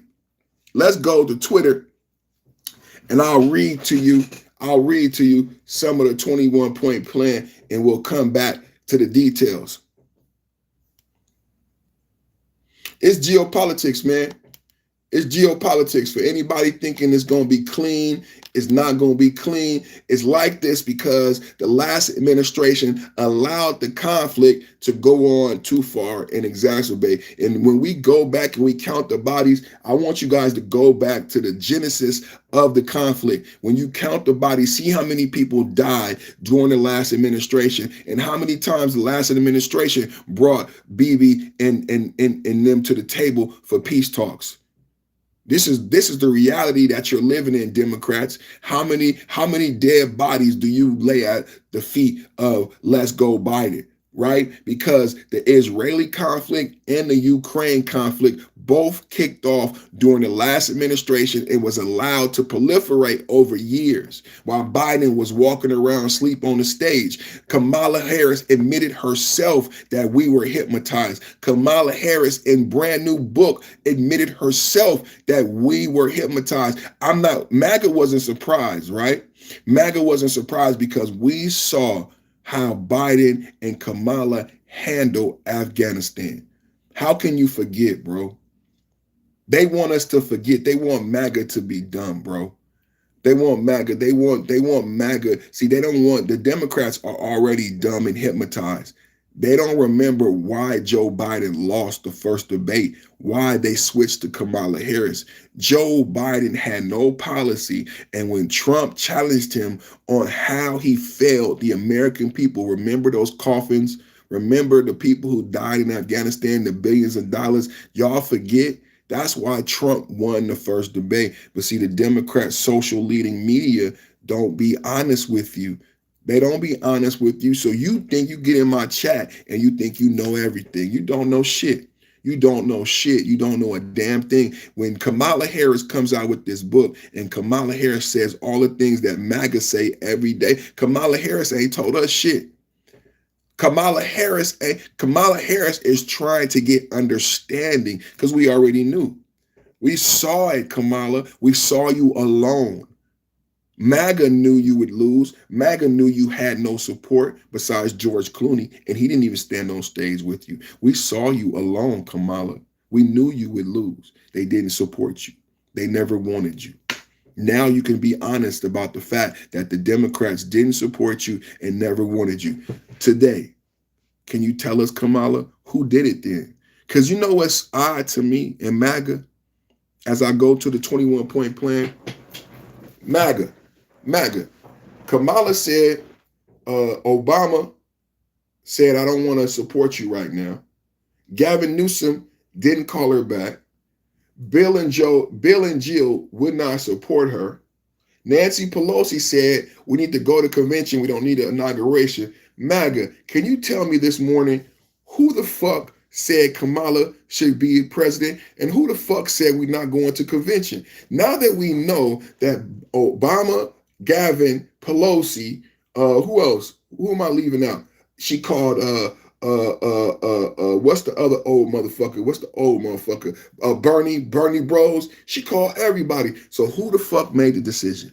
This is scary. MAGA, can you tell me if Kamala is saying in her brand new book, 107 Days, that she called all the Democratic elite and leadership, who the fuck said you gonna run for president? And who the fuck canceled the DNC? That's a hell of a question, bro. That's a hell of a question for all the trolls. See, this is how MAGA, this is the MAGA brain. Can I get MAGA brain in the chat? Because we got brain rot with the Tylenol babies.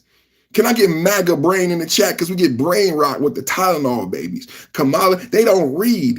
They don't read. They say they have poor comprehension. See, look, release the Epstein file. Get this clown out of here. Fuck you. Get this clown out of here. They don't read, so they have poor comprehension. Who made these decisions? This is the oddest thing about the book. This is the oddest thing about the omissions from Kamala Harris. This is the scariest part about the truths that Kamala is sharing with you. That Biden, Harris, that everybody was not with the Harris campaign. Who then made the decision that Harris would run and be the Democratic nominee? Who had that pull outside of, this is the scary part. Because I just told you the 21-point plan didn't go to Bibi first. So who had the pull outside of Obama, right? Outside, think about it. Who had the pull? Because Joe Biden and Jill Biden did not want to step down. Obama didn't support. Gavin didn't support. Pelosi didn't support. Bernie didn't support. Who had the pull? Who's the true leader behind the Democrat? Who is behind the curtain? Who is the Wizard of Oz? Who is the Wizard of Oz? That's a valid question because that was a huge decision. If we learn that Obama was not part of the decision, Gavin and all of the Democratic elite and leadership was not part of the decision, who did make it? This is a valid question as we go into this 4-year campaign from the Democrats. Who made the decision? Because I've said to you, the Democratic Party is splintered. I told you about the populist Democrat, the radical Democrat. If Kamala ended up being the nominee, and all of the people you looked to and you thought would be part of the Kamala coronation, but wasn't, who made the decision? Because it's a very powerful person to say, because Nancy Pelosi, in Kamala Harris' book, Nancy Pelosi said, we don't need an inauguration. We should go to convention. That's what I've argued. And I tried to educate the Democrats on what the Democratic convention is, what the Democratic platform is, because I wanted you to be angry about the fact that Kamala Harris circumvented the Democratic process by not going to convention. So now we know today that none of the Democratic elite was part of that decision. Who made that call? Ooh, Guppy. Ooh, Guppy. Trump, I said Trump was so brave, bro. I said Trump was so brave for calling out Soros in a true social, because Trump is not a politician, because Trump is a billionaire, he's the only person, thank God for Donald Trump. He's the only person who could call out Soros because he's not a politician. You could say he's a lame duck, but he's not a politician and he's a billionaire. So he could be honest about these things that Soros, that we already knew Soros was behind Black Lives Matter protests. I'm the one who exposed that even in Chicago on Labor Day, I exposed paid protesters. So Alex Jones got in trouble for crisis actors, but I exposed paid protesters. So think about in conjunctions. You have a reality of a crisis actors. We live in that time, and paid protesters from entities like billionaires with outside money. Let's go over the 21-point plan that was already presented, the 21-point plan for peace in Gaza.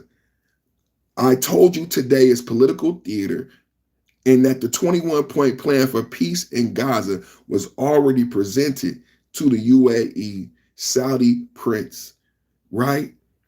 It was already presented to the 1,000-year-old families and approved. Let's read some of the 21-point plan for peace from Trump, White House, and second administration.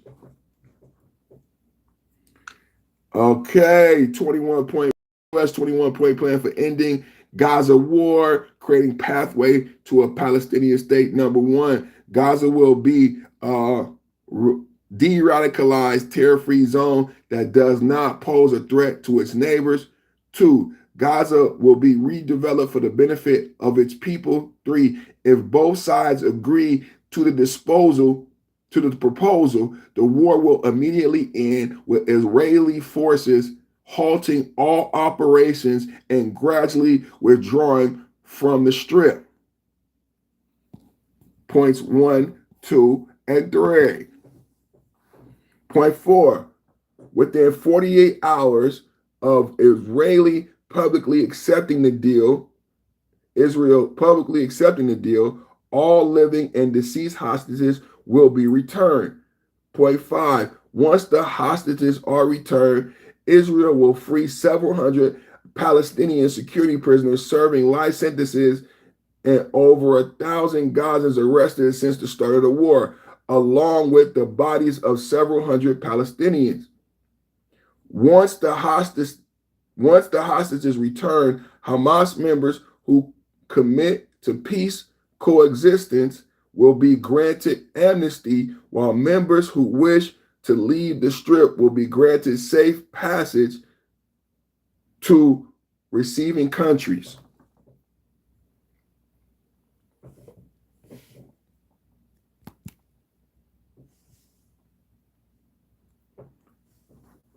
Once this agreement is reached, and aid will surge into the Strip at rates no lower than benchmarks set in the January 2025 hostage deal, which includes 600 trucks of aid per day, along with rehabilitation of critical infrastructure and the entry of equipment for removing rubble.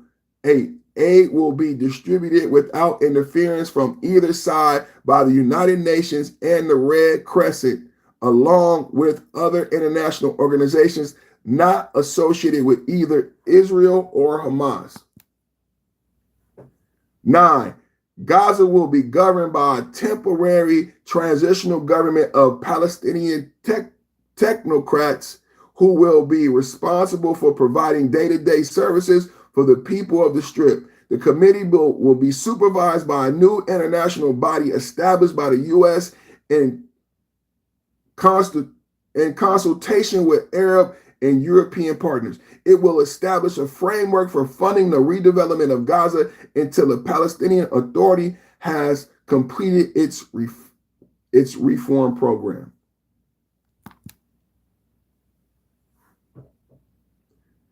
An economic plan will be created to rebuild Gaza through the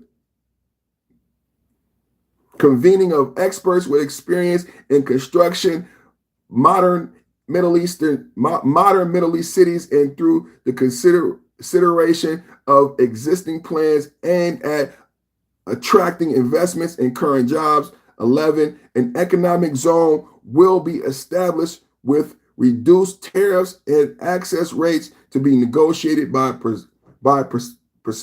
participating countries.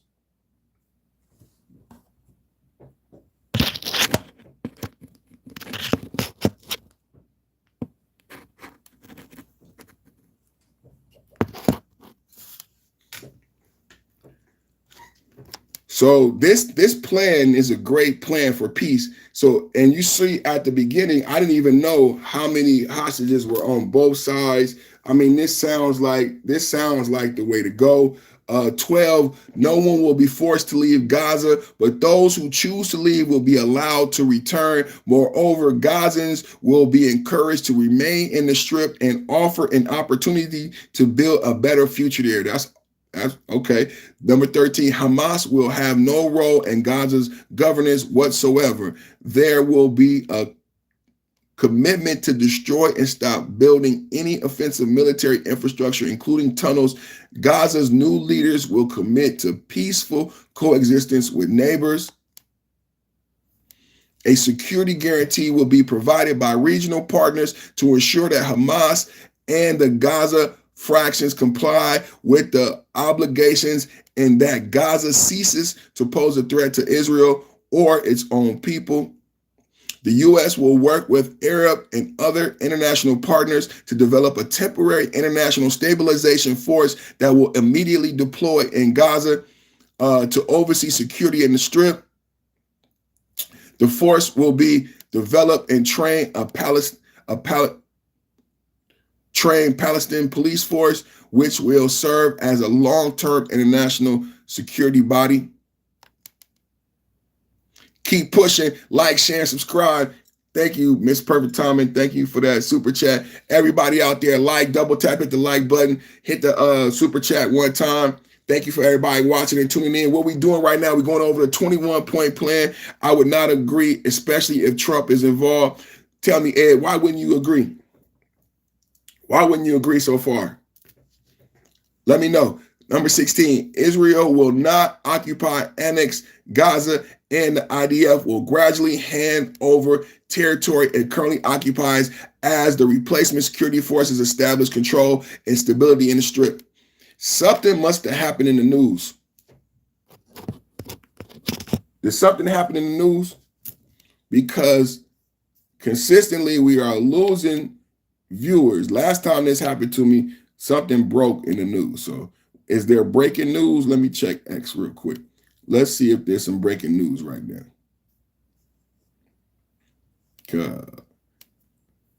We got full remarks. Trump and Bibi Netanyahu announced a plan.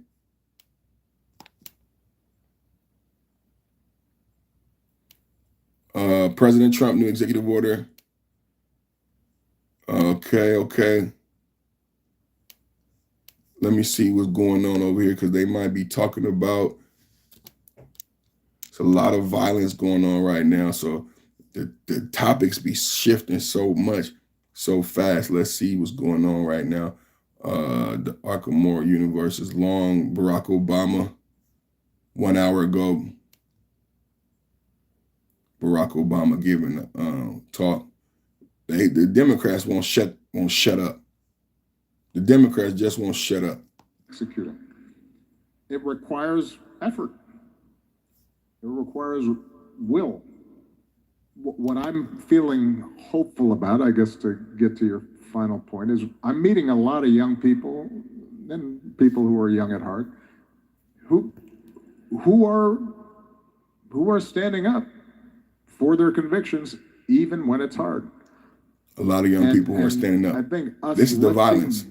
Them up and supporting them and embracing them and emulating them, that I think is what gives me hope. That's the part of the human spirit that they should be ashamed of themselves, I tell you. Let me check and see what's going on. Let me see. Bad Bunny. No, I'm seeing. Let me check and see what's going on. What's the latest? We heard about Marine veteran Thomas Jacob Sanford kills for Michigan LDS church shooting. God bless those families. God bless that church. Pray. My prayers are with the victims. ICE Border Patrol escalate raids in downtown Chicago. So y'all know ICE is in Portland and ICE is also in downtown Chicago. ICE and Border Patrol escalate raids in downtown Chicago. We called it here on this channel. We said Chicago would be next. Federal agents from U.S. Immigration and Customs Enforcement and Border Patrol intensified patrols and detentions in downtown Chicago on September 28, 2025 as part of Operation Midway Blitz, targeting undocumented immigrants accused of crimes. The operation, launched earlier in the month by Trump administration, has led to over 400 detentions in Chicago area, with Sunday's actions focusing on high traffic spots like Michigan Avenue and the Loop. A viral video captured agents chasing a food delivery worker on a bicycle who escaped, while protests outside of an ICE facility in Broadview resulted in clashes, 11 arrests, and discovery of weapons and suspected explosive devices. So we got ICE on the street in Chicago doing the job. We support ICE. Thank you to ICE in Chicago. I told you that ICE would hit the streets. Now we just gonna see for the results, for the stopping of all the violence. Massive groups, Border Patrol agents have just arrived in downtown Chicago. Like we told them this was gonna happen. We told them this was gonna. Check this out.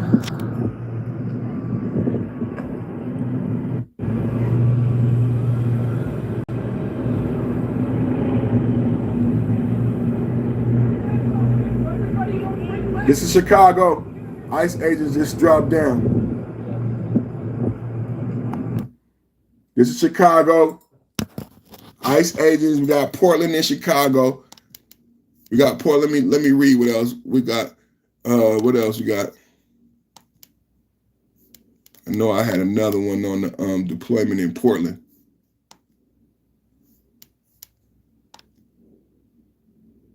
Trump orders National Guard to Portland ICE facilities amid protests. President Trump has directed Secretary of War Pete Hegseth. Shout out to Pete Heggie, baby. Shout out to Pete Heggie, baby. Trump has directed Secretary of War Pete Hegseth to deploy up to 200 Oregon National Guard troops to protect immigration and customs enforcement facilities in Portland from protests by far-left groups that have escalated since June 2025. Oregon Governor Tina Kotek and Portland Mayor Keith Wilson opposed the 60-day federalization. Ain't that so? I told you the Democrats love your death. They don't talk about what we talked about, me and Mr. Boski, the uptick of violence ever since BLM protests. Still to this day, they making it partisan and oppose you to help and people getting killed. People getting shot and killed in Dallas. What is the so this is the thing about Democrats, same thing with Chicago. If you oppose Trump's plan to protect Americans, what do you propose? How do you propose to protect Americans? Because ICE agents are Americans, you know what I'm saying? And the people who are here in detention facilities don't deserve to die. So Democrats and Democrat leadership, if you don't like Trump's plan to protect Americans and stop the death and the killing, what do you propose? Because it's getting out of hand besides ginning up the rhetoric and the killing. So let's keep going. The mayor, Keith, opposed a 60-day federalization, while Attorney General Dan Rayfield filed a lawsuit in U.S. District Court claiming it violates and the Posse Communities Act by involving military and domestic law enforcement. We already went to the Supreme Court. We won. This is the same old time. We won. We already, this same argument was beat already. We won the right to go LA, mask, and uptick everything. The Supreme Court said yes. That's why we're in Chicago now. The Supreme Court, you need to watch my show, Mega Monday. Mega, all we do is win, Mega Monday. I talked about all the SCOTUS victories. We already went to the Supreme Court for this very same argument, and we won. That's why we're in LA. That's why we're in DC. That's why we're in Chicago right now. So and the killing? Man, it's been a hell of a day. So, involving military and domestic law enforcement, clashes outside the South Portland ICE facilities have resulted in multiple arrests of protesters, with federal agents using non-lethal force amid chants and blockades.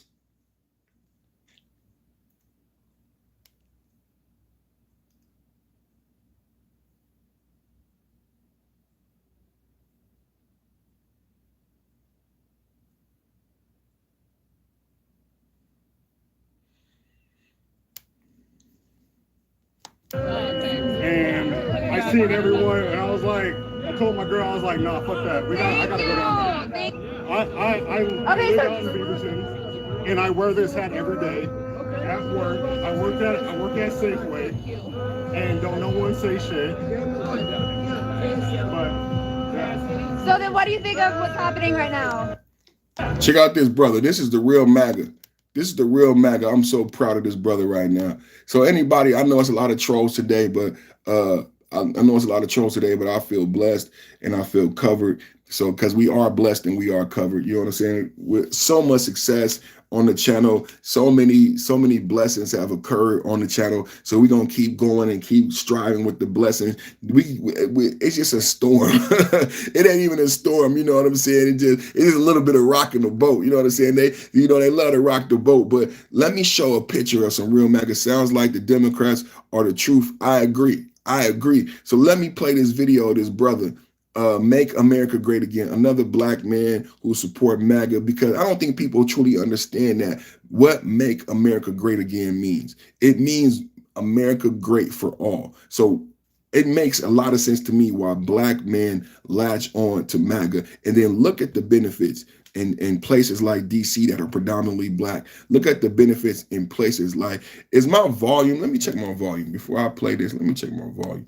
Because it's like my volume ain't working. It's like the craziest shit. Happy MAGA Monday, Guppy Soup. Shout out to you, man. Happy MAGA Monday. You know what I'm saying? Like, let me check, make sure my volume is working, because it's just like, keep pushing from Miss Perfect Timing, man. You mean so much to me, baby girl. Because the numbers is ill, like for it to be an algorithm, like I'm trying to, the numbers is ill. So the volume is working. The volume is working. My volume is working. That's ill. My volume is working. That's crazy. Volume is working.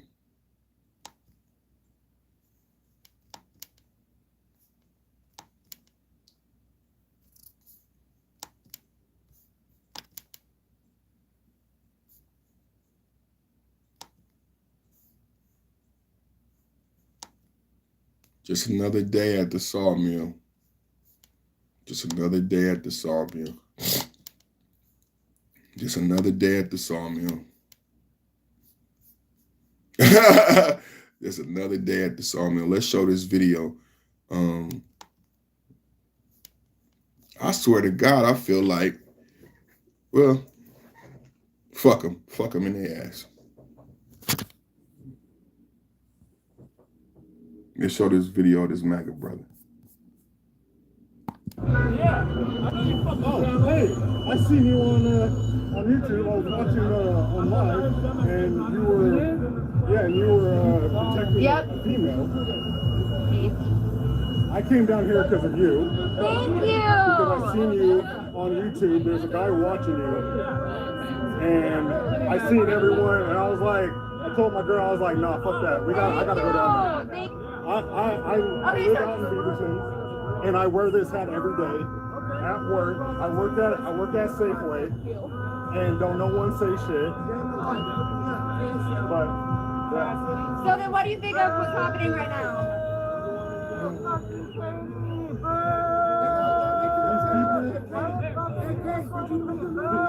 They obviously don't have a job.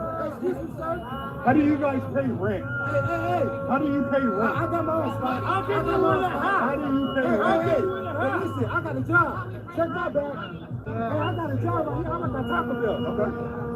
I work at Taco Bell. I just got off. Hey, I respect that. Who else has a job? What do you do? Take off your mask. Let me see.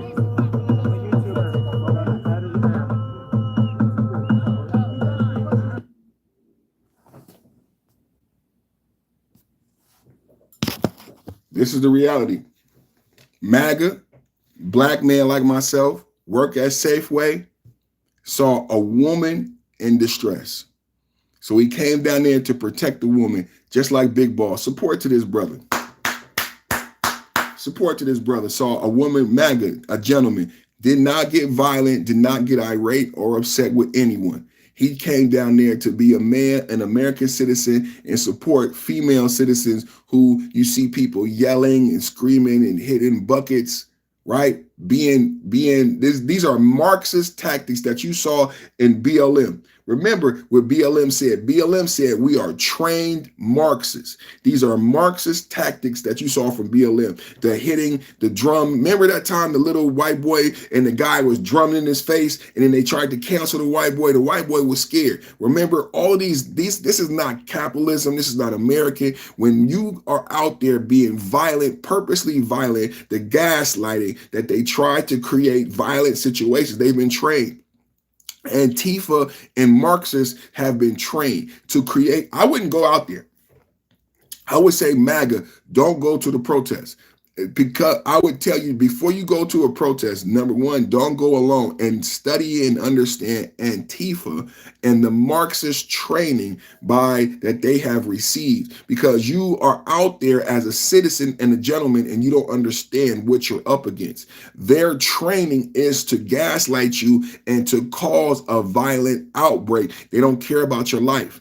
They want the social media presence, and your life will be sacrificed by the left-wing radicals, and that is their training. You are out there as a sacrifice. You think these are citizens. These are not citizens. They are not logical, sane, thinking human beings. They will not treat you like a citizen. They don't respect your rights and your constitutional rights to be American. They see the Make America Great hat again, and they become hypnotized and violent, and they have been trained. They have been trained by Antifa. They have been trained by socialist Marxist ideas and practices, and you will be part of their sacrifice. I am never surprised when I see the tear gas come out and the bricks start flying and the violence, because they practice for it. If you study Antifa, you understand what Trump has been saying. There's a reason why they're dressed this way. See, Trump had been demonized when we had Chaz, when we had Portland the first time. This is not the first problem we've had in Portland and Chaz, because Trump tried to tell you why they dress the way they're dressed. But Trump got demonized, right? And then the focus went to quarantine. But I remember Trump during his presidency telling you about these groups, why they dress the way they dress, why they act the way they act. It is not the same protest that you are familiar with from the 60s. It is not the civil rights protest. It is not the Martin Luther King nonviolent Mahatma Gandhi style of protest. This is a different style of protest. You saw the twerking. You saw the confrontational nature. You hear Obama and Gavin telling you to push back and be confrontational. That is a juxtaposed to Martin Luther King nonviolent Mahatma Gandhi style protest, where individuals were quiet and did not respond, period. That they allow the beating and the actions of the other side be the bully pulpit and the voice of the movement. This is a very different protest. They tried to link it to Black and historical Black civil rights protests, but this is an extremely different protest. This is a violent radical left. This is an Antifa Marxist violent radical left that has bombs and tear gas and mace and face coverings, and they want the confrontation because they want and believe in the social media clicks. This is why I say MAGA don't go out there. MAGA don't go out there. You don't understand the goal of Antifa. You don't understand the goal of the left-wing radicalization. You think they're only there to do a MLK style Mahatma Gandhi no violent protest, like exercise their that's not what they want. And that should be evident by what's taking place across the country. So thank you so much to my MAGA brother for being out there, and God bless you. I pray nothing ever happens to you, but just be careful, man. Just be careful, man, because that's not what they want. Mr. Boski, that's what a real man does. I agree. I agree. Stand up for fellow Americans and fellow American women and children. That's what the National Guard does, volunteer on the weekend.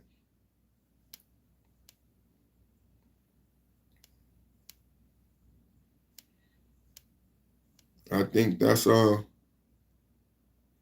the stories for today. I think that's all the stories for today. I don't know what happened today, boy, but I want to say thank you to everybody still here, still watching. And thank you for all the likes, business. But luckily, the Kalamazoo police wasn't having that. When the Proud Boys came to Michigan, I lived in Kalamazoo and was at a restaurant watching everything remain peaceful until Antifa showed up. Then every business in downtown all over boarded up their business. Yep, because the tactics, they've been trained. If you read the playbook, this is why Trump is moving forward and designating these groups. And y'all, I don't know if I read the True Social, but in the True Social post, Trump is looking to designate groups like Antifa, and he included BLM as domestic T words. You know what I'm saying? So I support Trump in that designation because of the style of protest that is anti-American, anti-citizen, that leads to violence and destruction of American property, burning up Teslas, bricks in windows, looting. This is not just, I don't know if American people understand that these are not spontaneous events that are happening and occurring. These are not spontaneous. Antifa has been trained. They have a uniform. I know that might be surprising to you because you think the American youth want all this free. No, Antifa has tactics. They have a uniform and they have a goal. So what Mr. Boski is saying, when Antifa shows up, you know it's Antifa because of the uniform, right, Mr. Boski? That's why the business is closed up. Proud Boys over here, but you know Antifa. Why? Because Antifa comes with the all black, with the mask, and they always have weapons and stuff in their hand to cause destruction. They have a look. They have a look and a tactic and the way they move. I absolutely agree with what Trump decided as well. I agree. Very coordinated. Very coordinated. Guppy said, God bless and stay strong. Thank you, brother, because today we got, I don't know, some days we get beat up by the trolls, and I don't know how it happens, but I've been getting hacked.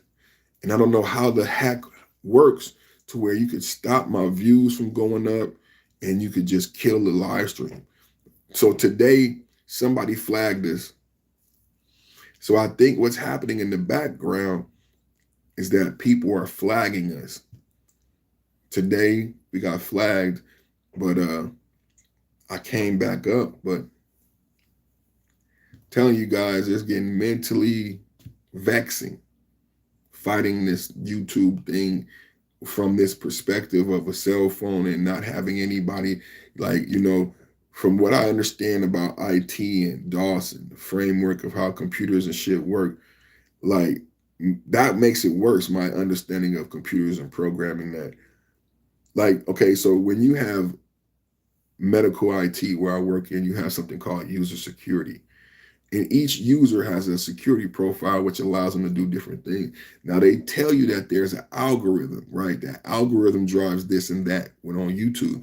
But you know what's becoming eerily obvious to me is that the same principles that exist with healthcare IT, because with the user security, I argue that the same principles exist on YouTube at certain levels, that you have user profiles, and they terminology as a key.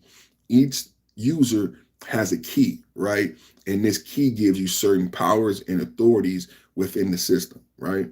And this is your user profile. And as a builder, right?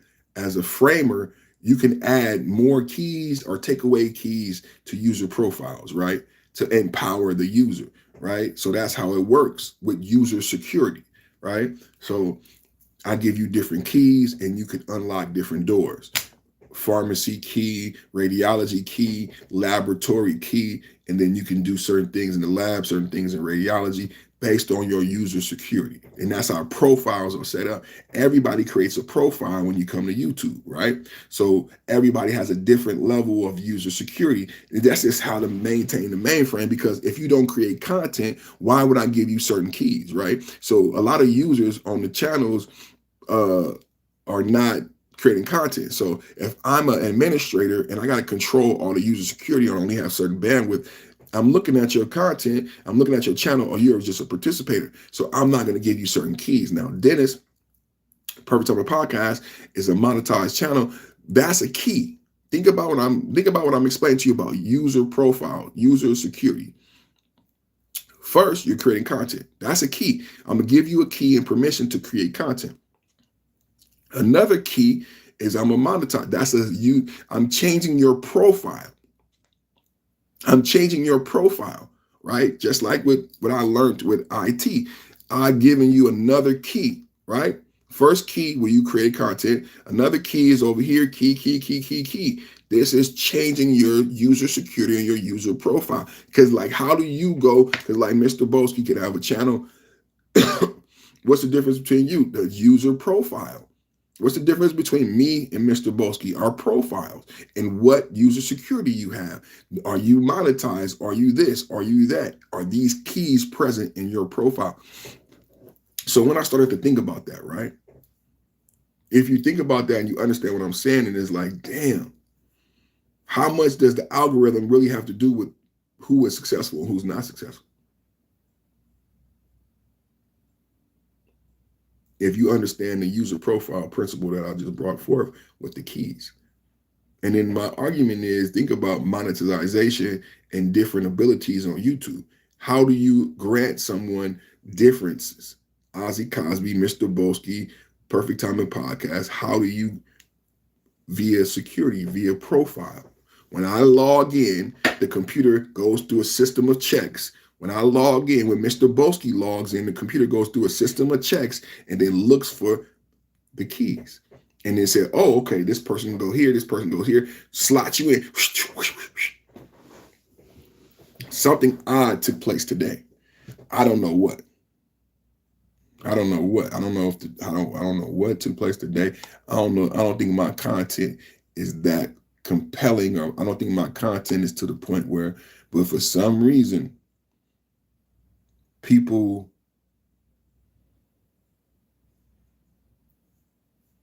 lately,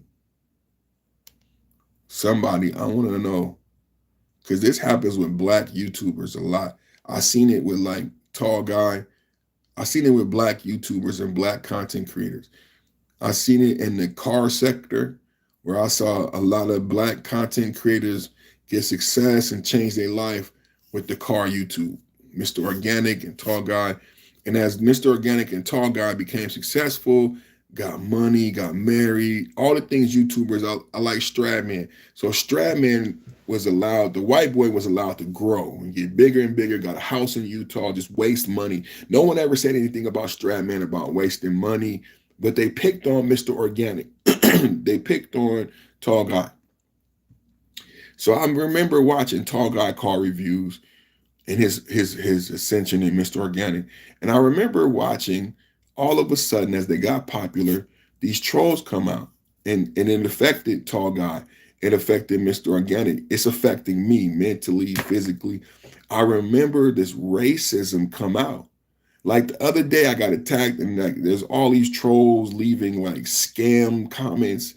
It's weird. I'm a small channel, and it's like something happened that triggered someone with an ability to cause hate and damage, and this person is having fun with my channel.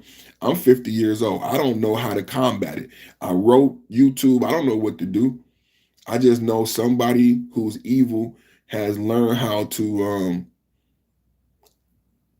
hack my channel, mess with my channel, and I don't know what's going on. I email YouTube, and it's like, it don't matter. They don't care. But the thing that bothers me is that the hate and that I think we are in a sad time in America, because we live in a time where people are really doing a lot of hate and damage. Like, I'm a small channel trying to grow, and someone has made it their objective to kill me, kill my channel. And it's not a big deal. And I'm looking at it as we discuss what took place with Trump, and I'm looking at it and I'm like, man, like this is what's happening across the board. Do people realize the climate out here, that people want to kill people for their political views? There are snipers, young American snipers shooting at people. The LDS Church, y'all, let me read this. This is what happened today. A 40-year-old U.S. Marine veteran from Burton, Michigan, rammed his truck into an LDS chapel in Grand Blanc Township during Sunday services, during church. This happened during church. Opened fire with the AR-15 style rifle and set the building ablaze, killing 4 worshipers and injuring 18 others. Thomas Jacob Sanford died in a shootout with responding officers, including a local police officer and a Department of Natural Resources trooper. The FBI is investigating the incident as targeted violence with possible extremist ties, while the Church of Jesus Christ and Latter-day Saints offer support to victims' families amid communities grief. Sunday, someone rams into a church, a little girl gets shot. This is the climate of the country right now. Somebody rams into a church and a little girl gets shot.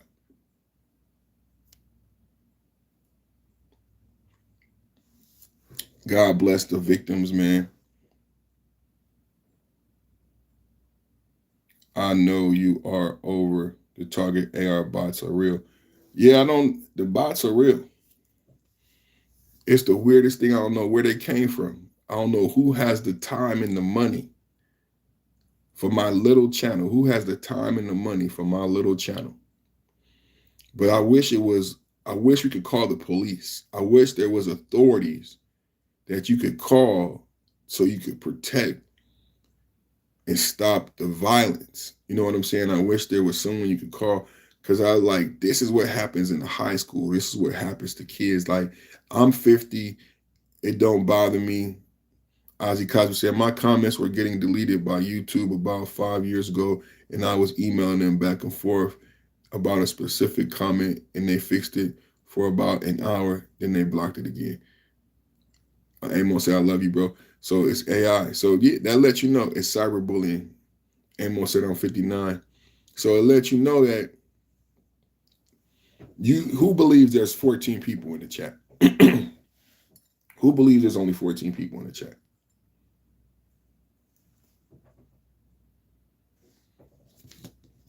I mean, just the people talking is more than 14 people.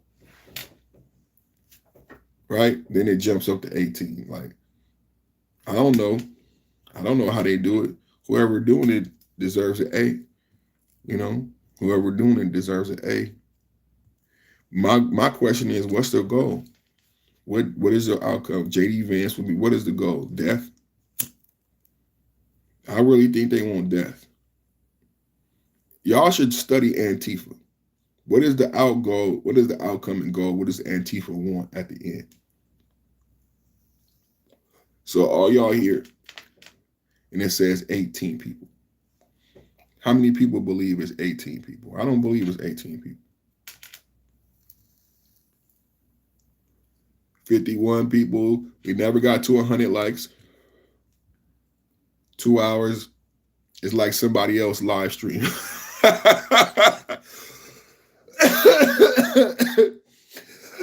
I saw it too. It got up to like 200. Every time it got up, it was like somebody was on the video joystick, like hitting the button to make it go back down. Every time it got up, it was like somebody was on a video joystick to make it go back down. I saw it. They want you to ignore it. I saw it last week when I got attacked. I told my wife, I was like, it was 9 minutes and we were at 150. I said, today we're going to get to 1,000. Today we're going to get to 1,000. And then all of a sudden we start getting attacked by robots and trolls, like 50. Even Ozzy was like, nah, it's bots. He said, watch, as soon as he comes back, then they leave and then they come back, it's bots. It was like 50 bots. And you can see the 50 going up and down, up 50, down 50. Ozzy saw it. Ozzy was like, nah, it's bots. You could tell by the way when he comes back on, and then when it goes back out, you could tell it's bots by how many when they come back and when they leave. It was obvious that I was a bot attack. You could pay for subscribers. How do you pay for who is paying for the bots? Who was paying for the bots? That's what me and Ozzy noticed the other day. I didn't mention it, but Ozzy, I saw you in the chat telling, I don't know who you were talking to, was it Mr. Bolsky, but I saw you in the chat, and Ozzy was saying it's bots, and he was pointing out, look, watch when the screen comes back live and watch what happens with these accounts. Ozzy caught it. It was a bot attack. I reported it to YouTube. They ain't wrote me back. It was like, I felt defenseless. I was like, wow, I know this could happen to me, but I would think that YouTube would want to protect its platform and protect its content creators.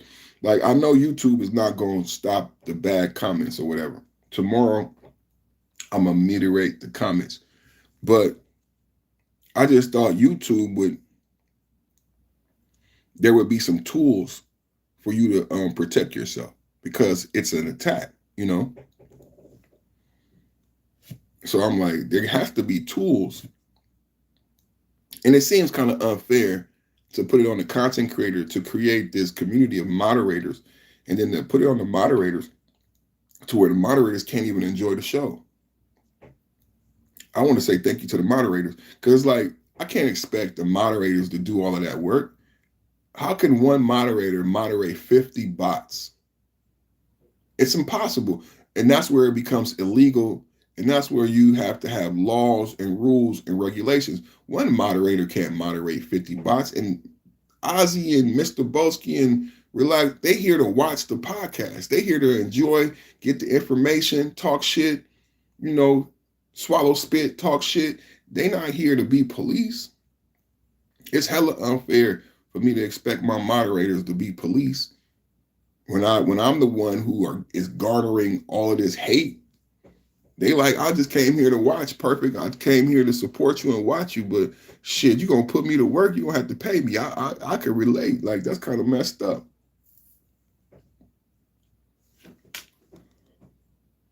I don't know how to thank the moderators enough, but I do apologize. It's not your job, moderators. Literally, the YouTube should do better. It's not the moderator. The moderator should be able to enjoy the content. And when you block one bot and they come back instantly, when you block one bot and they come back instantly under a different account and stay on the same subject, yeah, it's obviously it's a bot attack. It's been a YouTube thing for years. If you have a lot of money, you can buy subscribers. Now maybe it's been changed in the last couple of years, but it's been a known thing. Yeah, they know about it. They know about it. You know, the sick part is that the bots are now attacking my subscribers with the crypto scam. I thought for sure that YouTube would care about the crypto scam.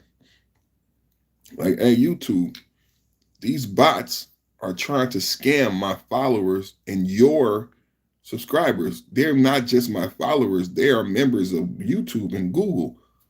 The bots are going so far that they're trying to scam them. At what point does Google care? Okay, you don't care about me as a content creator. You're going to let me just get attacked by the bots. Now the bots are creating lies and scams to hurt people outside of me. I'm like, come on, YouTube. This is what's going on in the ICE facilities. That young boy said, I want to cause terror. That young boy said, I want to cause terror.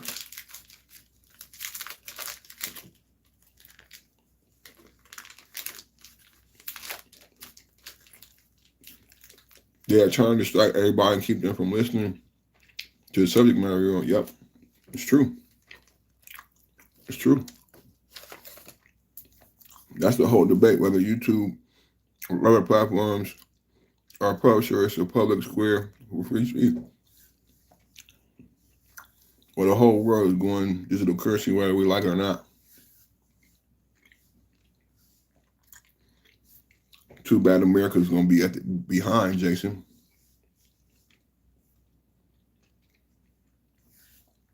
Teachers in America don't even want kids to have a cell phone.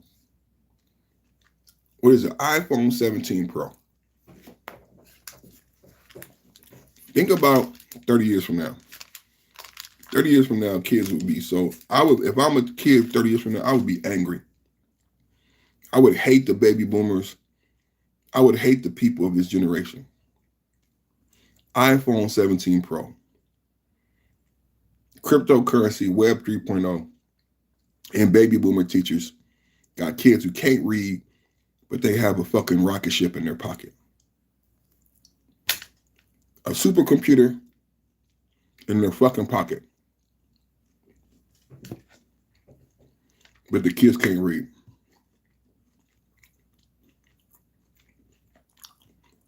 It's a sick country.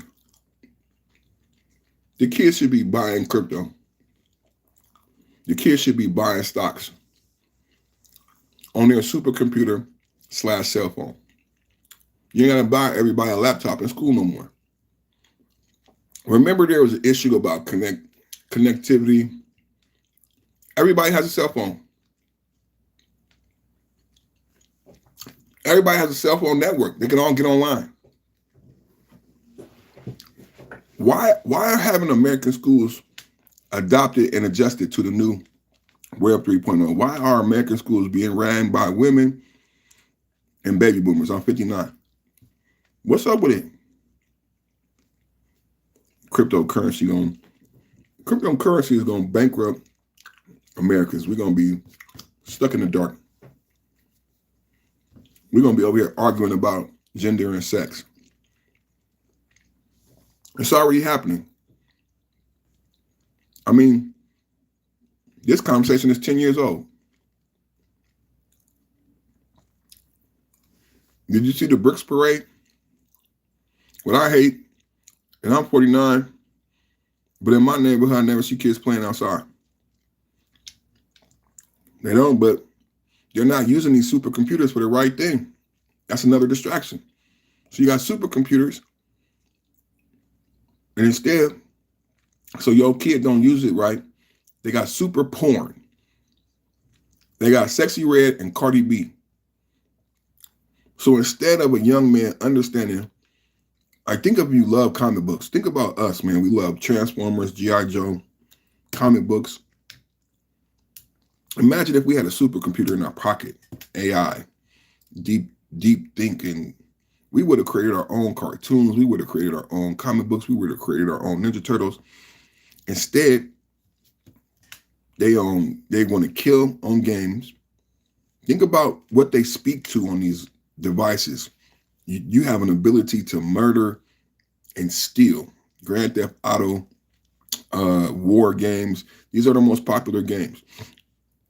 If it's not Grand Theft Auto and war games where you can kill, right? Get as many kills as possible. This leads into drill culture.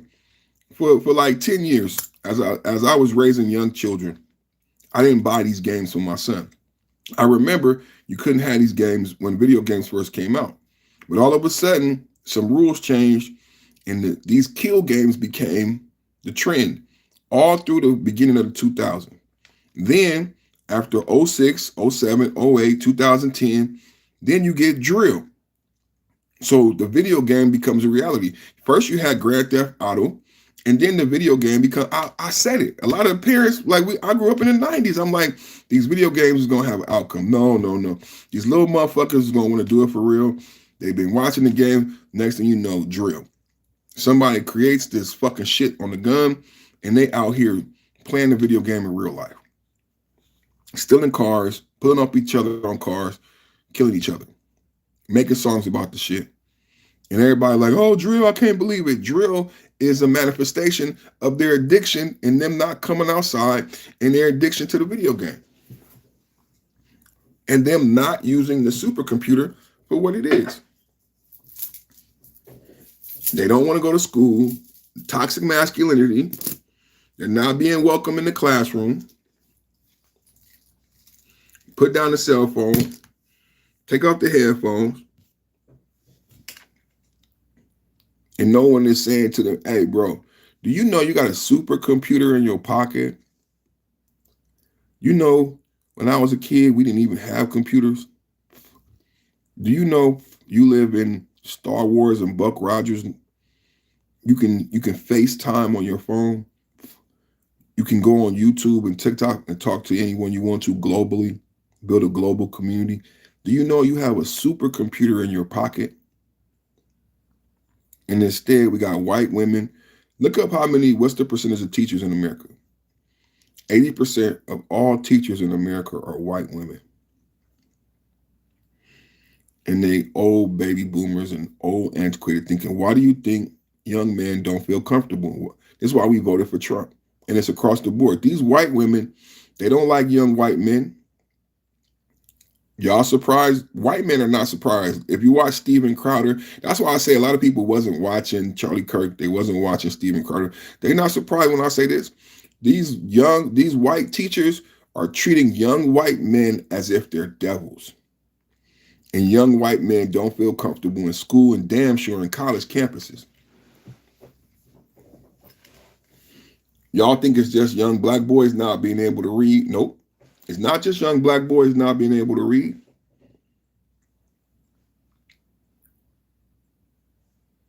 These white women, I mean, remember I talked about Jeffrey Epstein and Time's Up and Me Too? We're not paying attention to the vindictive nature of feminism and how and their goals. I said 2 years ago, women have become apolitical. If you look at a women politician, you shouldn't see her as Democrat or Republican. And that's over 5 years ago I said this. That's what's so important about Trump and Title IX being taken away. A lot of things Trump has done don't get talked about. Like a lot of us, I wanted Project 2025. I wanted the emphasis on God, Christ, fathers, and families. I want young men, white, black, and brown, to feel comfortable in church. Why do you think they're attacking churches? Charlie Kirk converted more young white men to Jesus Christ than he did to conservatism. How come we can't talk about that? Charlie Kirk got to be racist. Well, guess what? We're not talking about no more. I knew they were going to start talking about Charlie Kirk because if you keep talking about Charlie Kirk, you're going to uncover the truth. He didn't care about race. He cared about young American men finding their way again back to G-O-D. And the goal was that they found their way back to being proud fathers and husbands and community leaders in America. Changed. His ideology was the way we make America better is we get men back into G-O-D. And Kirk was converting young white men and making it cool and making it a pathway to come back to G-O-D. They never talk about the fact that he was converting.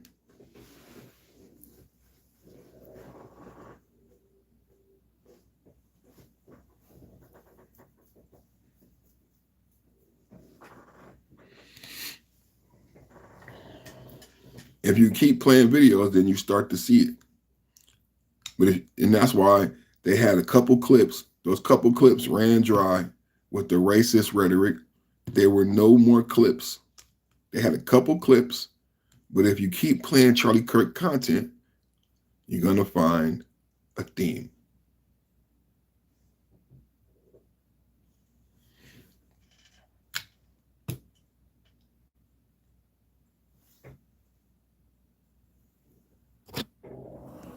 You're going to find a theme.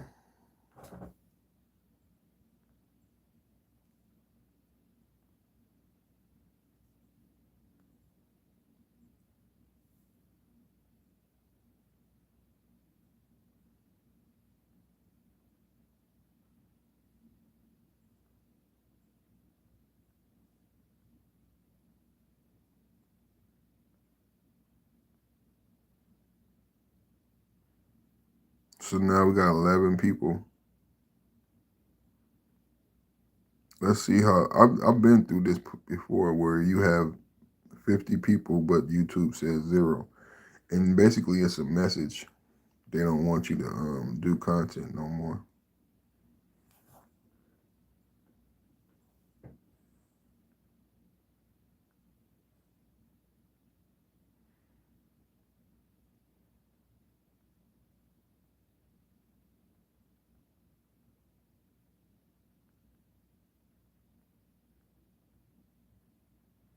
Imagine if the kids start using the phone as a computer. Imagine if they understood the phone had to be a computer to do all the things that it does, and it's more of a computer than it is a cell phone. Imagine if they understood it's more than a way to watch TV. Imagine if they understood how many people benefit from the fact that they don't understand that it's more than just a TV in their hand.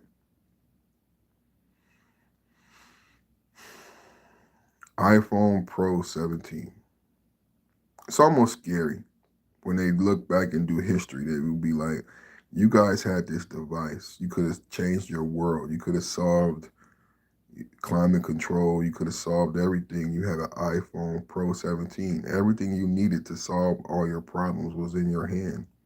And you guys fought and killed and shot each other.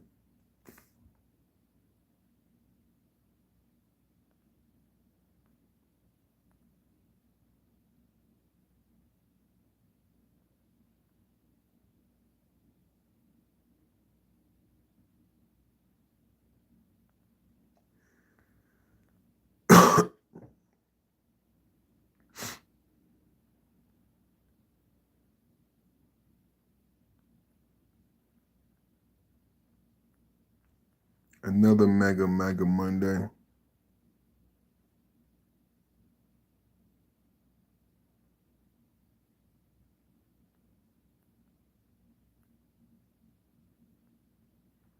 Another mega Monday. Thank y'all for watching and supporting.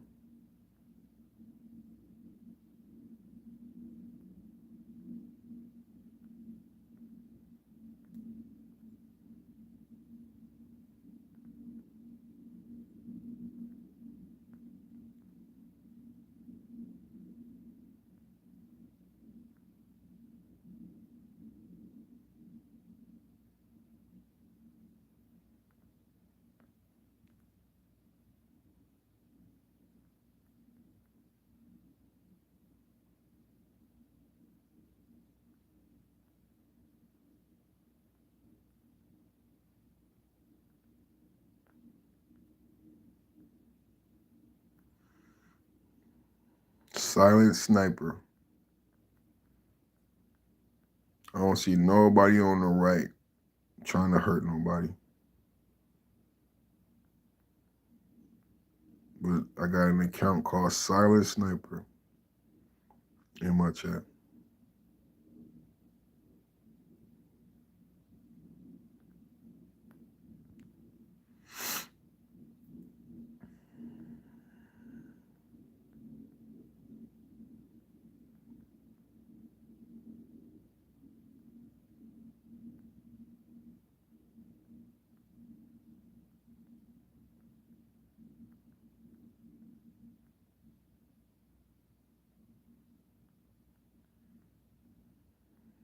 I have to.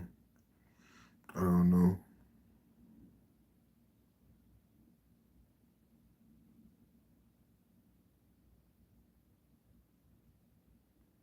Yeah, they have a lot of hate.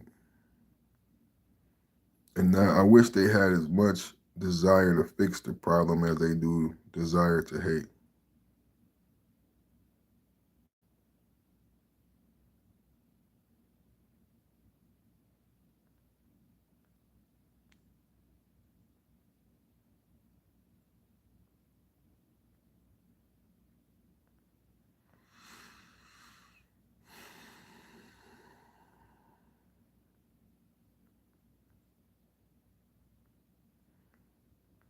All right, everybody. Another MAGA Monday.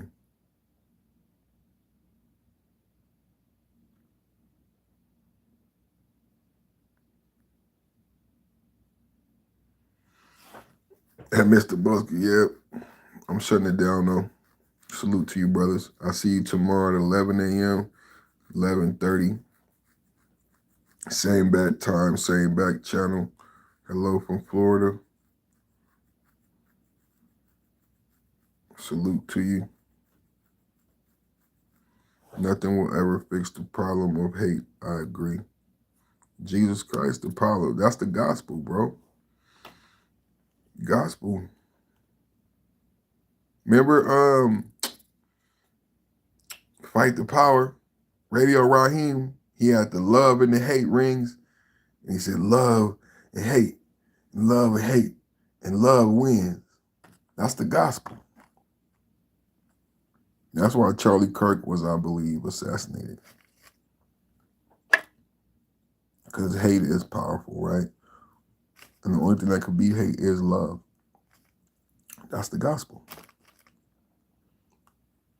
How could Charlie Kirk be racist when overall he wanted people to be more spiritual? I don't see if white men became more religious and spiritual and followed the tenements of Jesus, I'm not afraid. If all men, come on, man. That's the gospel.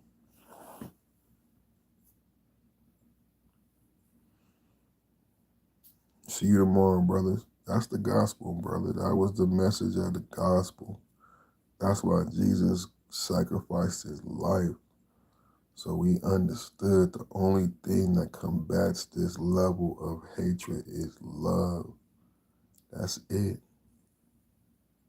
That's the only thing that combats this. Look at you guys still being here. That's the only reason I haven't crashed out. I'm not sad. I'm not upset. Because I got my brothers still. So the only thing that can combat this level of hatred is love. And they cannot beat love. That's why it was so important when ERIKA Kirk said, I forgive the shooter. When ERIKA Kirk picked love and unity, she was picking her soul and salvation. And she reminded the evildoers, you cannot stop and beat love. Martin Luther King, civil rights protests, when black people sat there and got beat and hosed with dogs, it changed the world because love always wins. People saw Bloody Sunday on that bridge. Rest in peace to that senator, that congressman, he passed away, his name John. They saw him be beat bloody. You can't beat love, bro. That's why the Democrats are losing. Antifa, BLM, all this shit is not winning. The people is not buying it because it's not based in true love. It's lies. That's why they keep losing. That's why people keep getting hurt. It's different than the Martin Luther King civil rights protest that was based in love, because that was undeniable and the whole world saw it and America had to change. It was a love. Love beats the hate, bro. Them people hated black people. They set dogs on them.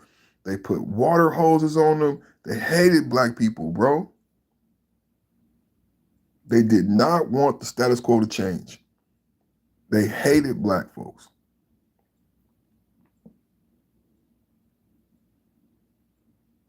Imagine if Martin Luther King and them people would have fought back on some Antifa shit. It would have solidified it, that hate. There would have been people globally that would have saw that and would have said they were justified in their hate. Because Martin Luther King said, we're going to be nonviolent. You were forced to pick love or hate. You were forced to pick the people with the dogs and the hoses, or you had to look at the black people who refused to be violent in a different light. It was a stark decision. I don't know who created these protests for BLM. This whole, I'm a Marxist, I'm a lesbian, black woman, you guys should do your research. And we're going to be violent. They had a different goal. See, Martin Luther King with the nonviolent protests, their goal was to make change and to be seen as human. What was the goal of BLM? What's the goal of Antifa? If you understand the goal, then you understand the means, right? And then we can stop lying about the radicalization and where the violence is coming from. If you understand the goal, then you understand the means, we can stop lying. Hey, baby. I'm about to hang up. Hey, baby. I'm done.